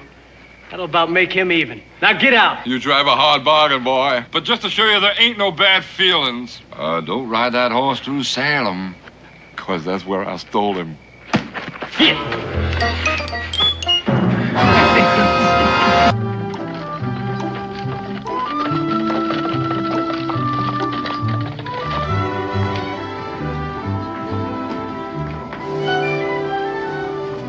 Oh, Mr. Scott. A letter just arrived for you by special messenger. Oh. You go on in, Dan. I'll be along in a moment. And it's apparent wherever you look. Primitive, unlettered people with barbaric manners. No idea how to serve food. No appreciation of wine or clothes or... Now, there's an excellent example of what I'm speaking about. The perfect primitive. No knowledge of the finer things in life and no desire to learn about them. He lives in the wilderness by his wits, like an animal. Young man, living in the wilderness does one thing for you. It sharpens your sense of hearing, like an animal. I'm so sorry. I had no intention of offending you, I can assure you. Oh, you're here. Good. Dan, I'd like you to meet my son, David. I already have, in a manner of speaking. I see. Well, there's no sense putting it off any longer. This is the favor, Dan. I want you to take him. Take him? To live with you in Boonesboro. Well, I said there wasn't anything I wouldn't do for you that you asked, and I meant what I said. And I said I wouldn't hold you to it. So you turn me down, and I'll understand. Doesn't David have anything to say about this? Oh, of course. I am of age. I wouldn't be here if I hadn't agreed. You realize, of course, you'll be living in the wilderness with us primitives, with none of the finer things. I'm not trying to get out of anything. I just think David ought to know what he's getting into.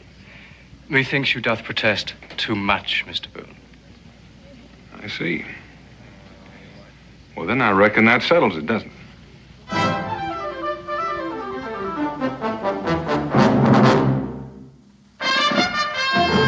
Daniel Boone was a man, yes, a big man, with an eye like an eagle and as tall as a mountain was he.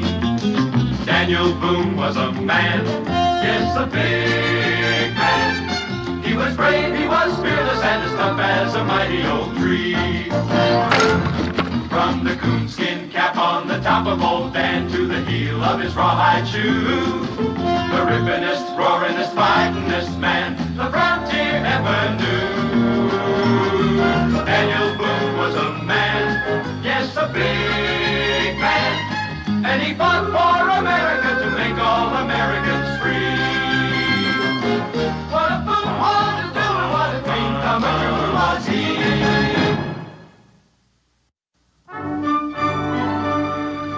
Now that it's all settled, Bill, do you mind telling me why you wanted David to come and live with you?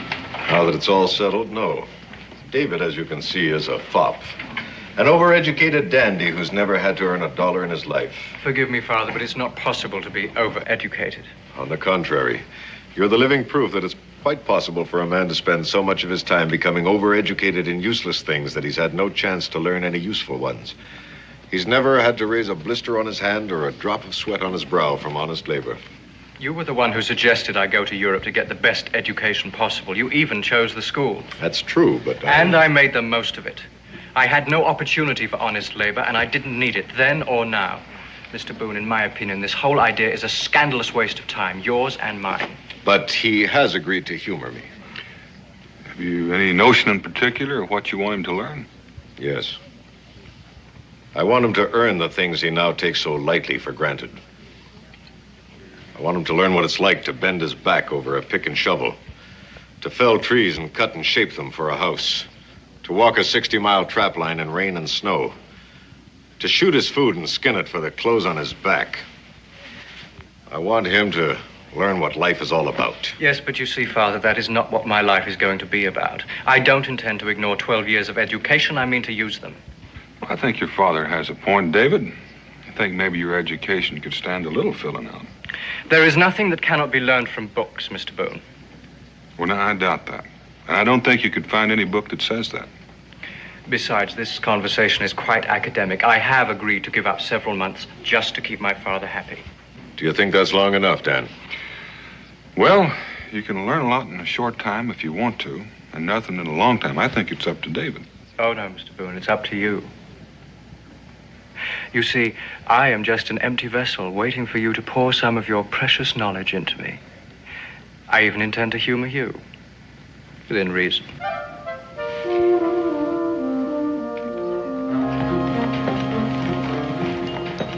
Unfortunately for me, of course, I shan't be seeing such delightful creatures as you two where I'm going.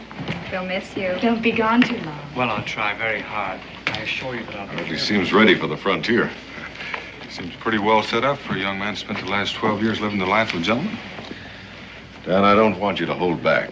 Treat him as you would any other young man. And don't be afraid to, well, make it as difficult as you think necessary. Within reason. Of course, I leave that up to you. He's made of good stuff, I'm sure of it.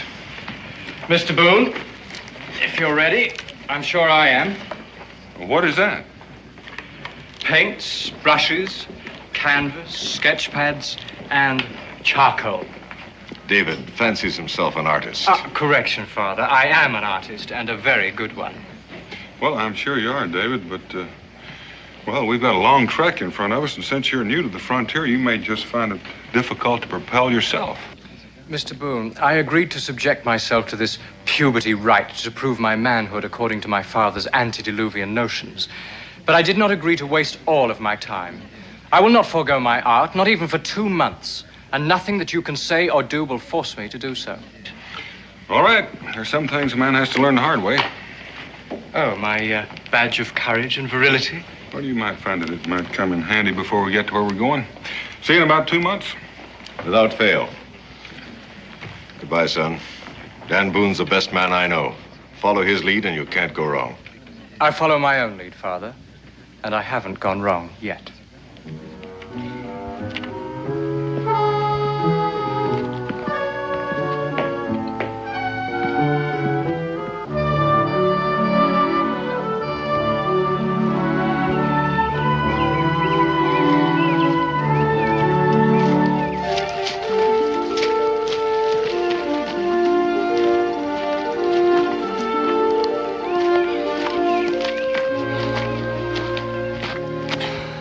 Why are we stopping?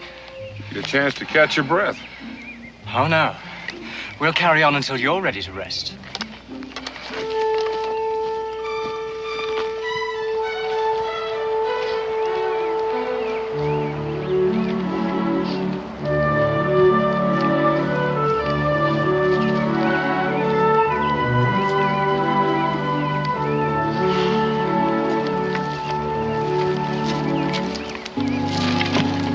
Now why are we stopping? Because I'm ready for a breather and a little food.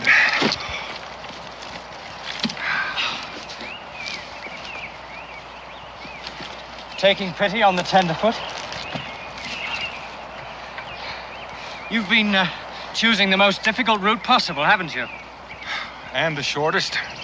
Trying to break my spirit? Make me more tractable to training as they do with wild horses? Oh, not exactly. But you gotta get blisters before you can grow calluses. Sometimes the hardest way is the easiest way in the long run. Now tell me, Mr. Boone, is that part of your homespun philosophy? That's what you want to call it, but it's a fact. David?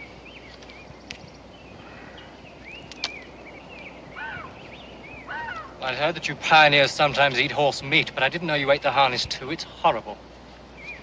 Well, you may not like it, but it's nourishing. We can't afford to shoot any fresh meat as long as we're in Shawnee country. That's very amusing, Mr. Boone. You know, you needn't try to inflame my imagination with fantasies of all the dangers lurking ahead of me in the wilderness. I've made my commitment to study before the feet of the Aristotle of the frontier, and I intend to live up to it, without any of your childish attempts to frighten me. You sure used a lot of words, David. I'm so sorry. Are you having difficulty following my conversation? No.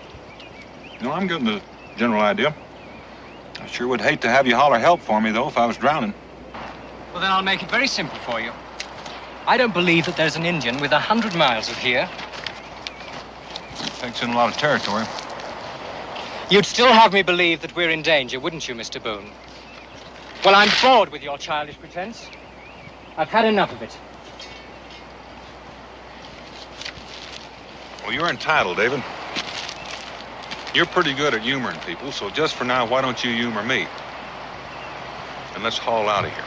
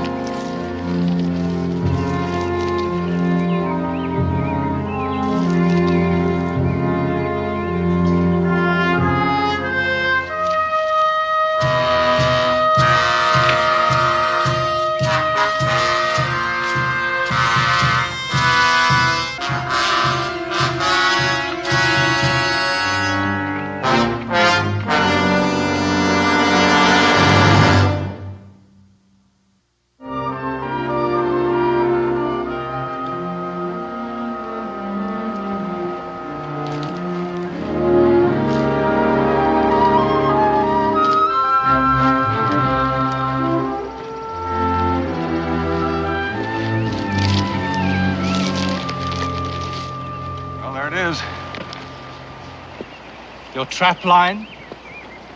It's been part of every year in that valley. The site of my voyage backward in time, to find the skills made obsolete by the advance of civilization. That's a good thing some of us still know how to trap. Otherwise, how would you civilized folk buy your furs? Touché, Mr. Boone. I admit to being curious, David. About why I agreed to subject myself to this nonsense? Since you seem to feel that way about it. Well, perhaps I don't want to be cut out of my father's will. You see, he's become a very rich man. That had crossed my mind, but I don't think that's the real reason. All right. It's rather simple, really. My father's been very good to me. And although he's a little misguided in this, he means well. Misguided? Do you think you're smart enough to pass judgment on him? He's still rather a child, isn't he? Is he? Well, now, does a mature man still cling to romantic notions of his youth? Bill Scott is as much a man as I've ever known. And what he remembers and wants for you is an appreciation of life that can only be learned by experience.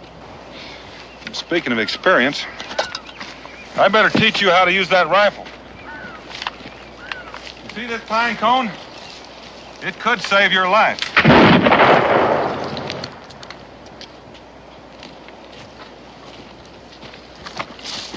Did I say I was going to teach you how to shoot? Ah, you see, I forgot to tell you, Mr. Boone. I attended Sandhurst for a while. Oh, now, in case you're not familiar with it... It's a military college. Now, is there anything else you forgot to tell me? Mr. Boone, I'm afraid I haven't been quite honest with you. You see, when my father first proposed this wild experiment, I decided that I would shorten my apprenticeship by doing some research. Now, I will grant you, there aren't many textbooks available on trapping beaver, hunting bear, building cabins, and other skills related to a wilderness. But I must confess that I have managed to digest the ones that I could find quite thoroughly, and I think that you will find me very knowledgeable on any project that we might decide to undertake. That's very interesting, David. Thank you.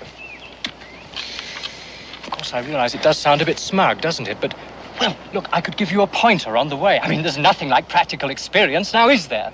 Well, it does come in handy now and then. What is it? Shawnee, I reckon. Oh, Mr. Boone, I don't see any Indians. Come on, David. Mr. Boone, aren't you being a bit ridiculous? This is no time to stand around and argue. Now, Mr. Boone, I think this is one of your backward jokes. It is not a joke. And I don't intend to be a victim of it. David.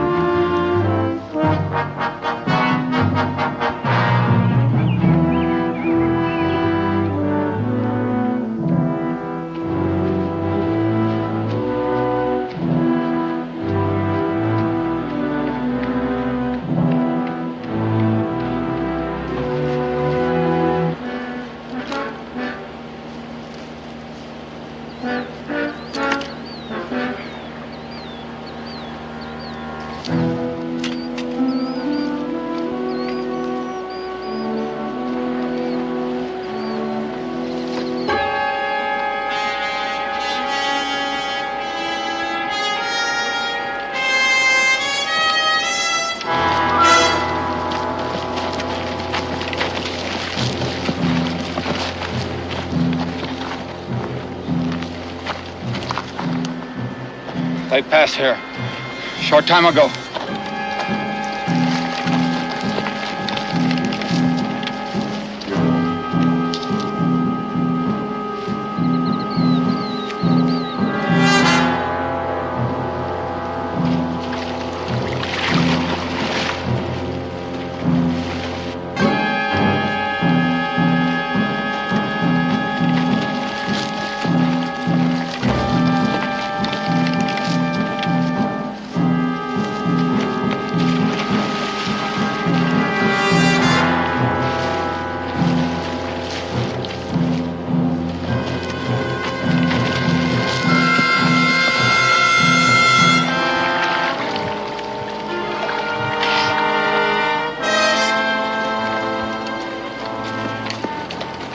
Tracks on the shore.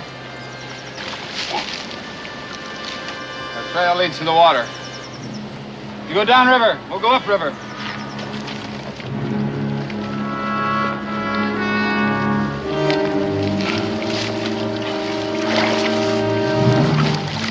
Quietly. Let him get out of earshot. He's magnificent.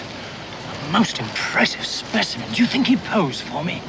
Long knife? Well, he might trade you even a little of his time for your scalp. Well, if they're on the warpath, why did they have a woman with them? The Long Knife happens to be the son of a Shawnee chief. When he left his father's tribe, he left with a handful of followers. Might be he's looking for a new place to light. Well, what did they disagree about? About killing pale faces. The old chief was dead set against him. Mr. Boone. Well, I think I owe you an apology. About the Indians, I mean. Well, I reckon that makes us even. I owe you one for hitting you, but there wasn't any time to argue. Well, under the circumstances, I accept. Let's go.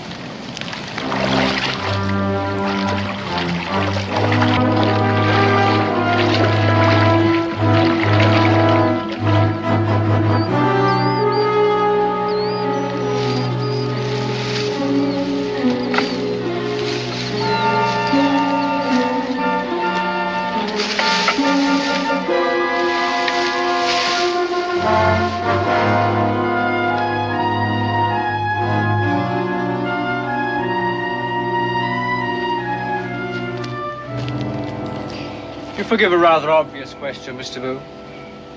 I mean, a very short time ago, we were running for our very lives from angry savages, and yet now you sit terribly calmly, build an enormous fire, and cook some fish. Well, I mean, is there some sort of an unspoken truce that takes effect at sundown? That's pretty good, David. But that's not exactly the way it is. A human sanctuary? How curious. Well, you see, Long Knife's father's a chief, and he owns this land. And they had a falling out, and Long Knife swore never to set foot in this territory again. Could you draw me a map of it? Well, not even a good artist could do that. Here, let's see. That's Thank you.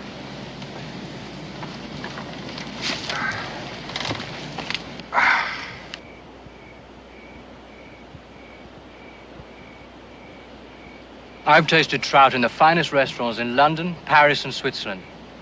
It never tasted like this before. Well, catching it yourself adds a special flavor. That and eating out in the open. I defer to you on one thing, Mr. Boone. There are things that cannot be learned from books. Well, I reckon it would be hard to write down the taste of fresh-caught trout. I must confess that, despite my preconceived conclusions, I admire you, Mr. Boone. That is, of course, in the way that you relate to your environment, limited though it is. But I don't understand why a man of your obvious capabilities would choose to spend his life in this wilderness. Well, that's just another difference of opinion, David. I never consider spending my life out here a waste. Man against the elements, the primordial battle for survival, that's a rather limited use of the abilities God gave us, surely. Not against, David. Learning to live with nature, to make the most of what God has given us. Well, of course, if you prefer to use it in those terms. But the very fact that it can all be learned in a matter of a few weeks doesn't add up to much of a challenge, does it? Well, I'm still learning, but then, of course, I never had any chance to read those fancy books of yours. Well, you pick up a few minor things, nothing very important. But, you see, I've learned enough since I've been out here, Mr. Boone, to be able to exist on my own if I so choose. Aren't you forgetting all you knew before you got here? Well, they help, of course. But what I'm really speaking of is the practical application of that knowledge. I haven't seen any demonstrations of that yet. Ah, but you're my instructor. I'm here to learn from you, remember? Oh, in other words, you didn't want to show me up. Putting it rather bluntly, but yes, you're right. You know, David, I've known a couple of young cubs like you, and they've all had real outsized opinions of themselves. But compared to you, they've all been shy and retiring. I hate false modesty, Mr. Boone. I'm surprised you even know how to pronounce it. And if I were a betting man, I'd place a sizable wager that I could reach Boonesboro from here all on my own, even though I've never been there before. If I weren't a friend of your father's, I'd take you up on that. You'd lose the bet. I doubt it. And you'd be apt to lose your life. Mr. Boone, that sounds like a challenge. No, just friendly advice. A word to the wise? Which the wise would heed.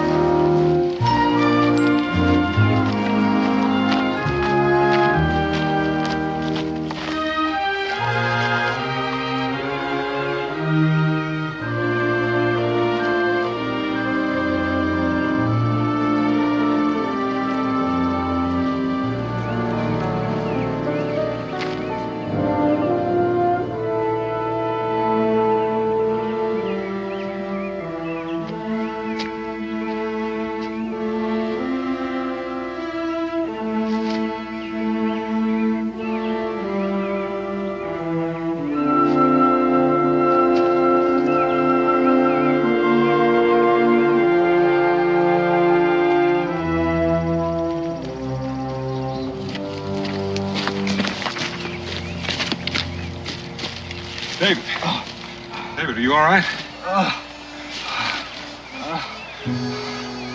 Oh, my stomach. I know you've been poisoned.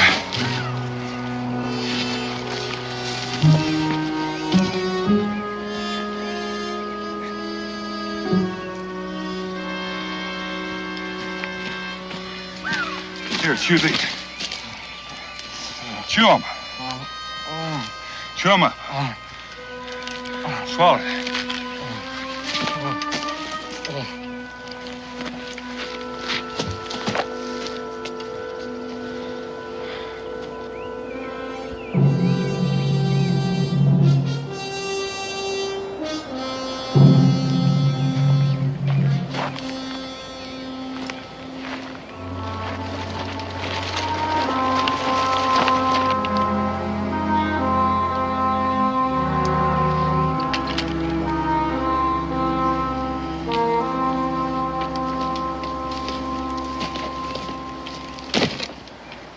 How do you feel?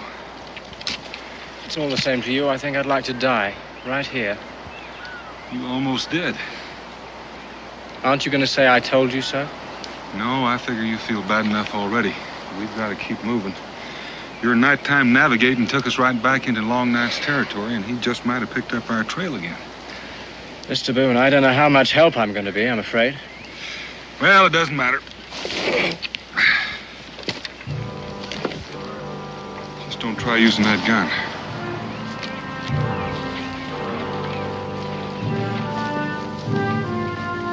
Welcome to our camp, Long Knife. I've been sort of expecting it. I have a difficult trail to follow. Not quite difficult enough. But now that you've found us, what can I do for you?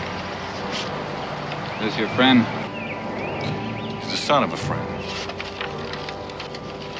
That's my picture. How did he get it? I expect we found it wherever you left it. Did you make that drawing? Yes, I did. Good. You come with us. Beg your pardon? You will come with us. What do they want with me? I don't know, but I wouldn't put up too much of a fight.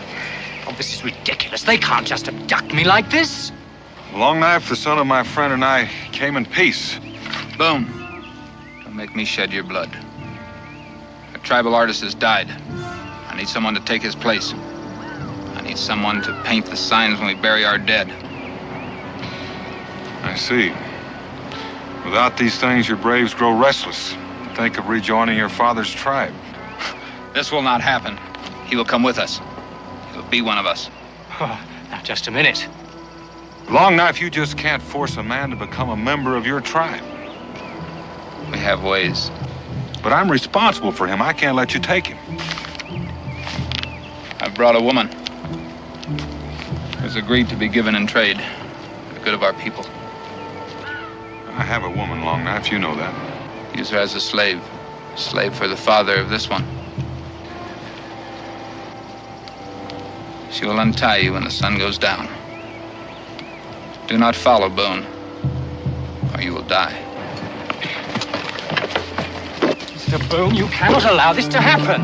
I don't seem to have much to say about it. Well, contact my father. Perhaps he can... I'll do that. But don't you do anything foolish. Have patience.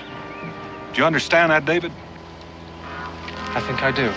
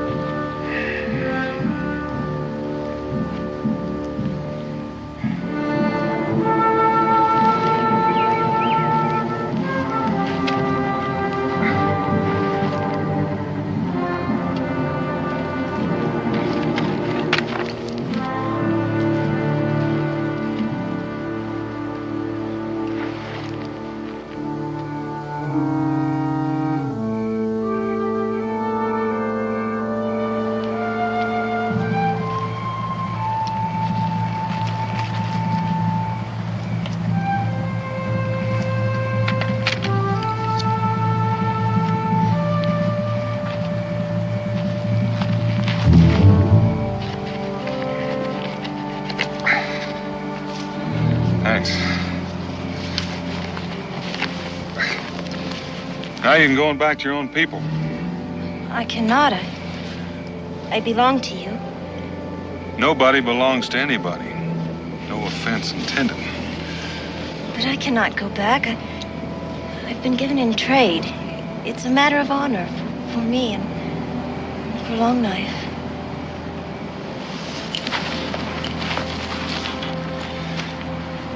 You got a point. You are my slave. You gotta do what I tell you. Fine. You come along with me.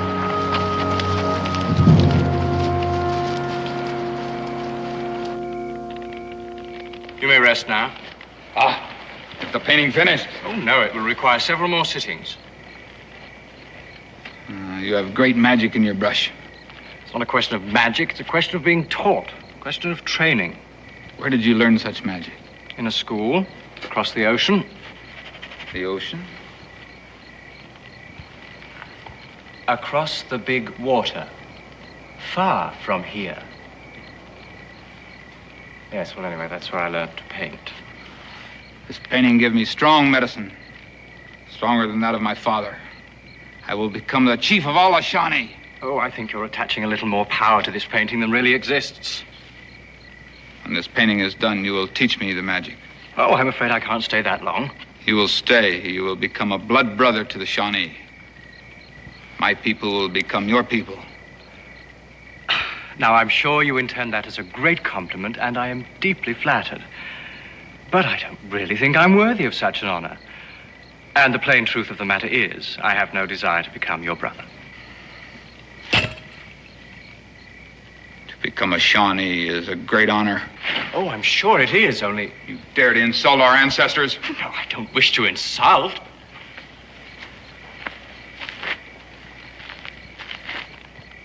You paint again. Yes.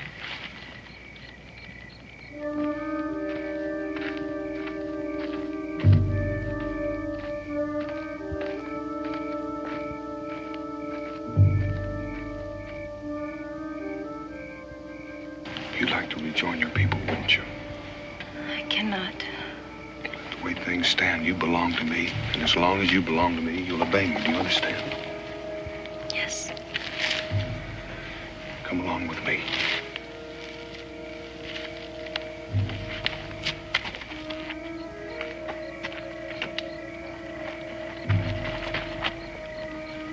Good. Ah, you're tired of holding that pose? Then we shall finish the painting tomorrow. Now you become one of us. What? Ready for the ceremony. Why don't we just finish the painting?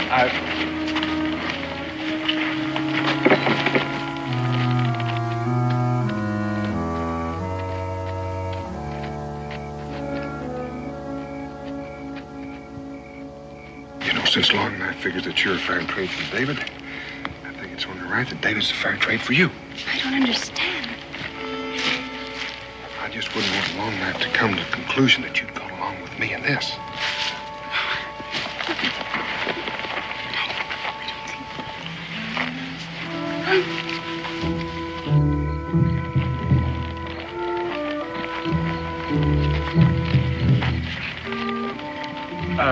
I have read several books about the more common Indian rituals.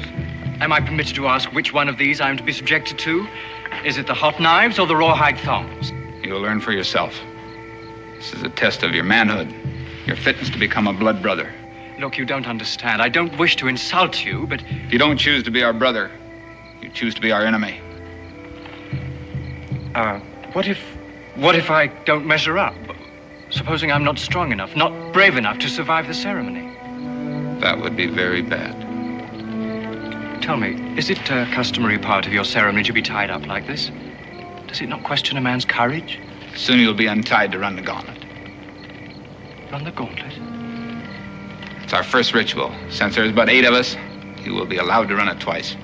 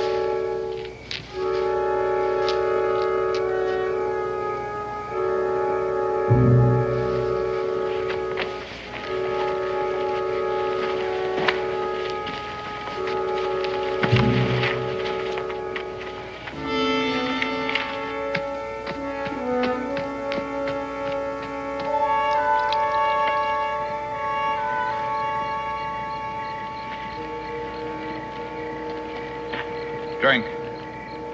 What is it? It's the wine of courage. Yes, but what's in it? Oh, many things. Many special things. Now, drink. Prepare yourself now. The ceremony will begin.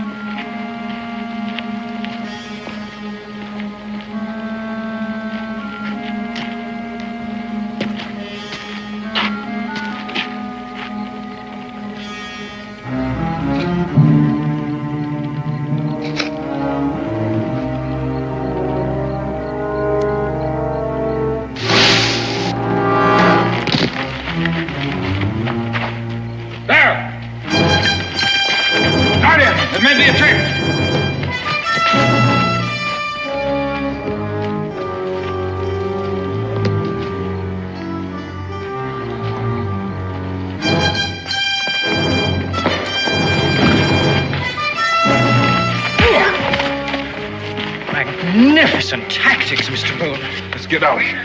Won't they follow us if we run? They'll kill us if we stay here.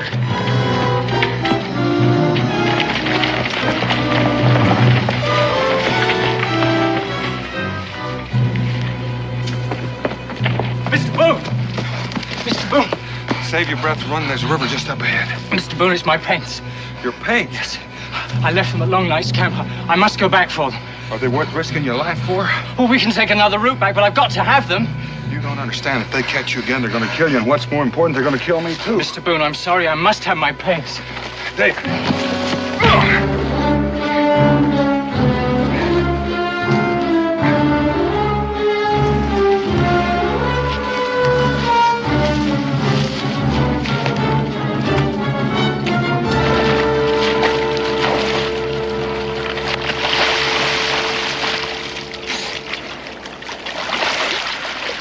Mr. Boone, you struck me. Again. That's right, I did, again. All right, sir. This time, I insist on satisfaction. Listen, I'll give you a chance, but this is not the time or place. Long Knife's behind us, and if we fight here, he's the only one that's going to get any satisfaction out of it. Very well. I will await a more propitious time. Well, I'm sure glad to hear that. Now, let's get out of here.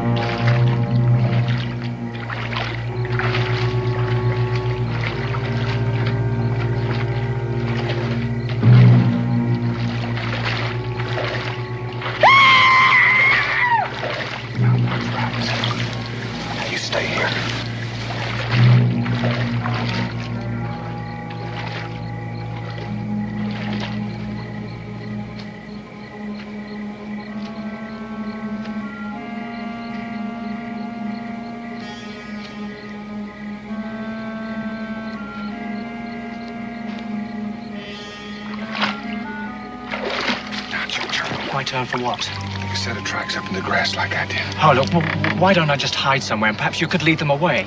Now, wait a minute. It's not that I want to make you the quarry for my own safety. I don't want to see you killed on my account. Besides, you can outdistance them alone. Well, you do like I asked. Don't you think Long Knife can tell the difference between two sets of tracks and one? Yes, I should have thought of that.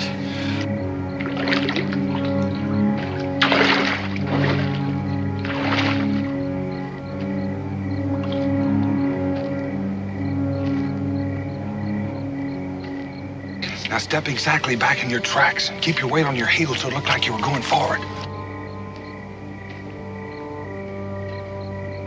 Rather tricky, isn't it? It's very convincing, though. Do you think Long Knife will be taken in by the deception? Better hope so. Come on.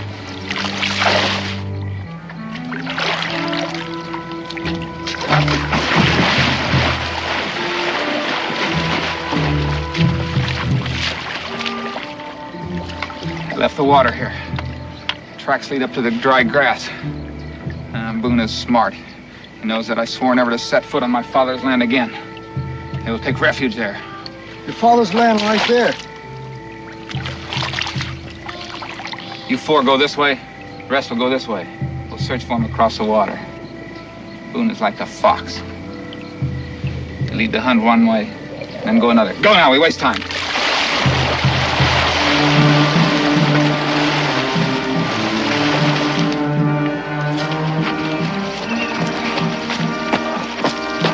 Mr. Boone.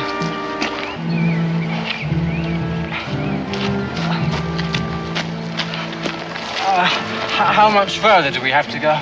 Too far if we're going to travel at this pace. Long Knife's a lot smarter than I gave him credit for. He's following us like a hound after a raccoon. At least there's only 4 of them. That gives us a chance. A chance? Sooner or later, they're going to catch up with us. So we'll pick the time and the place.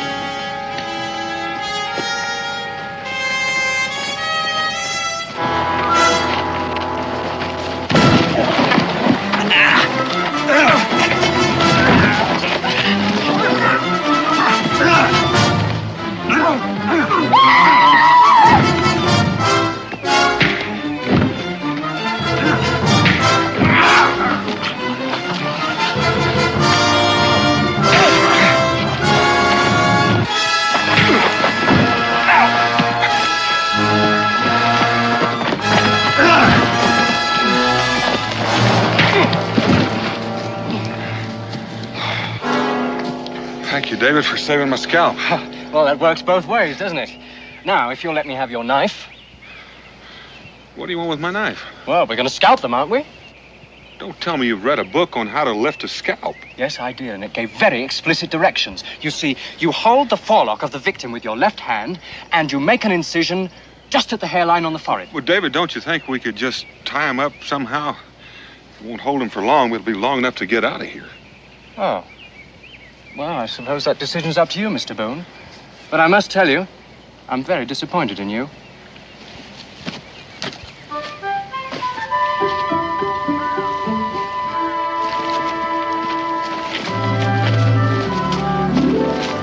Mr. Boone, aren't we traveling in the wrong direction? Well, we have been for several hours. Why? Well, it's a long way around, but it sure saved our hides. How? Take a look.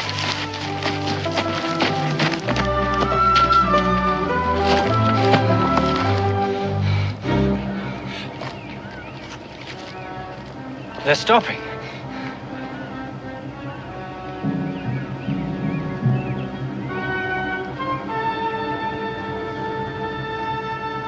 The boundary line. We've made it into neutral territory. Does that mean we're safe? Another day's travel, we ought to be in Boonesboro.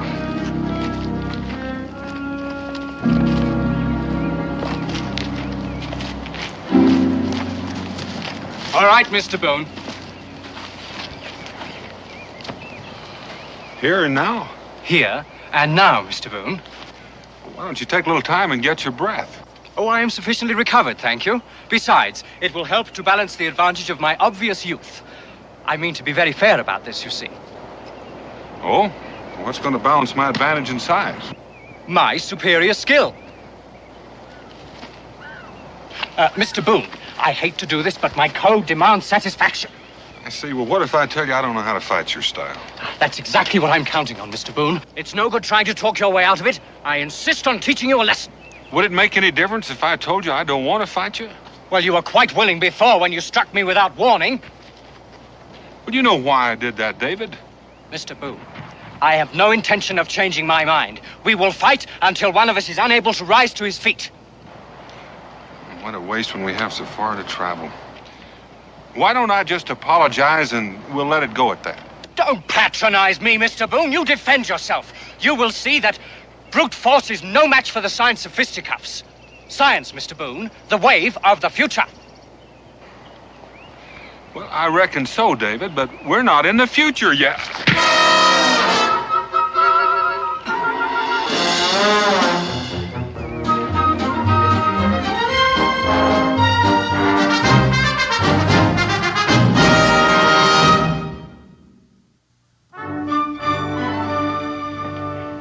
I see David hasn't changed. Oh, you mean the painting? I hoped he'd give up that nonsense, but I suppose it was too much to ask. I spent the better part of 20 years spoiling him. I couldn't expect a few short months to make any difference. You would be expecting too much, wouldn't it? Well, at least I made the effort. Still, it wasn't very fair of me to wish him off on you and Dan. David! Hello, Father. It's good to see you, boy. You look wonderful, son. Well, you look pretty good yourself. And all dressed up in buckskins. That's something I thought I'd never see. Yes, well, I found out that they wear a little better than satins and lace. What are you doing with that bearskin? He shot it. I helped him skin it out. We're going to make a rug for Mom. Father, I'd like you to meet Israel Boone. Pleasure to meet you, sir. How do you do, Israel? Me and David are hunting partners. Bill. Dan. You've done a wonderful job with him. Thank you. There's nothing to thank me for. David saved Pa's life, too. Fighting with the Indians. He saved your life? That's right. Where's your luggage? Oh, it's at the tavern. Well, nonsense. You're going to stay here with us. Nothing I'd like better, Dan, but I have to be on board a ship for Boston in a week. How soon can you be ready to leave, son? Well, Father, I hate to leave a job half finished. A job? We're building a cabin. Might take a while to finish, but then the trapping season will start. You mean you want to stay here? Well, at least through the winter, anyway. It's pointless to learn something and then not put it to use, isn't it? I think you're serious. I am. But what about your painting, your education? Well, I can use that education. Somebody should be writing a history of the frontier. One day, this will all be gone. Father, you can help me. You send me some supplies from Salem, and I can keep track of it on canvas, too. You haven't said anything, Dan. Well, I reckon you know what I'm bound to say. I think it's a fine idea. Besides, David said he'd teach me how to paint. That'll take a while. I knew it was too good to be true. You better watch him, Dan. You'll be making a dandy out of Israel, too.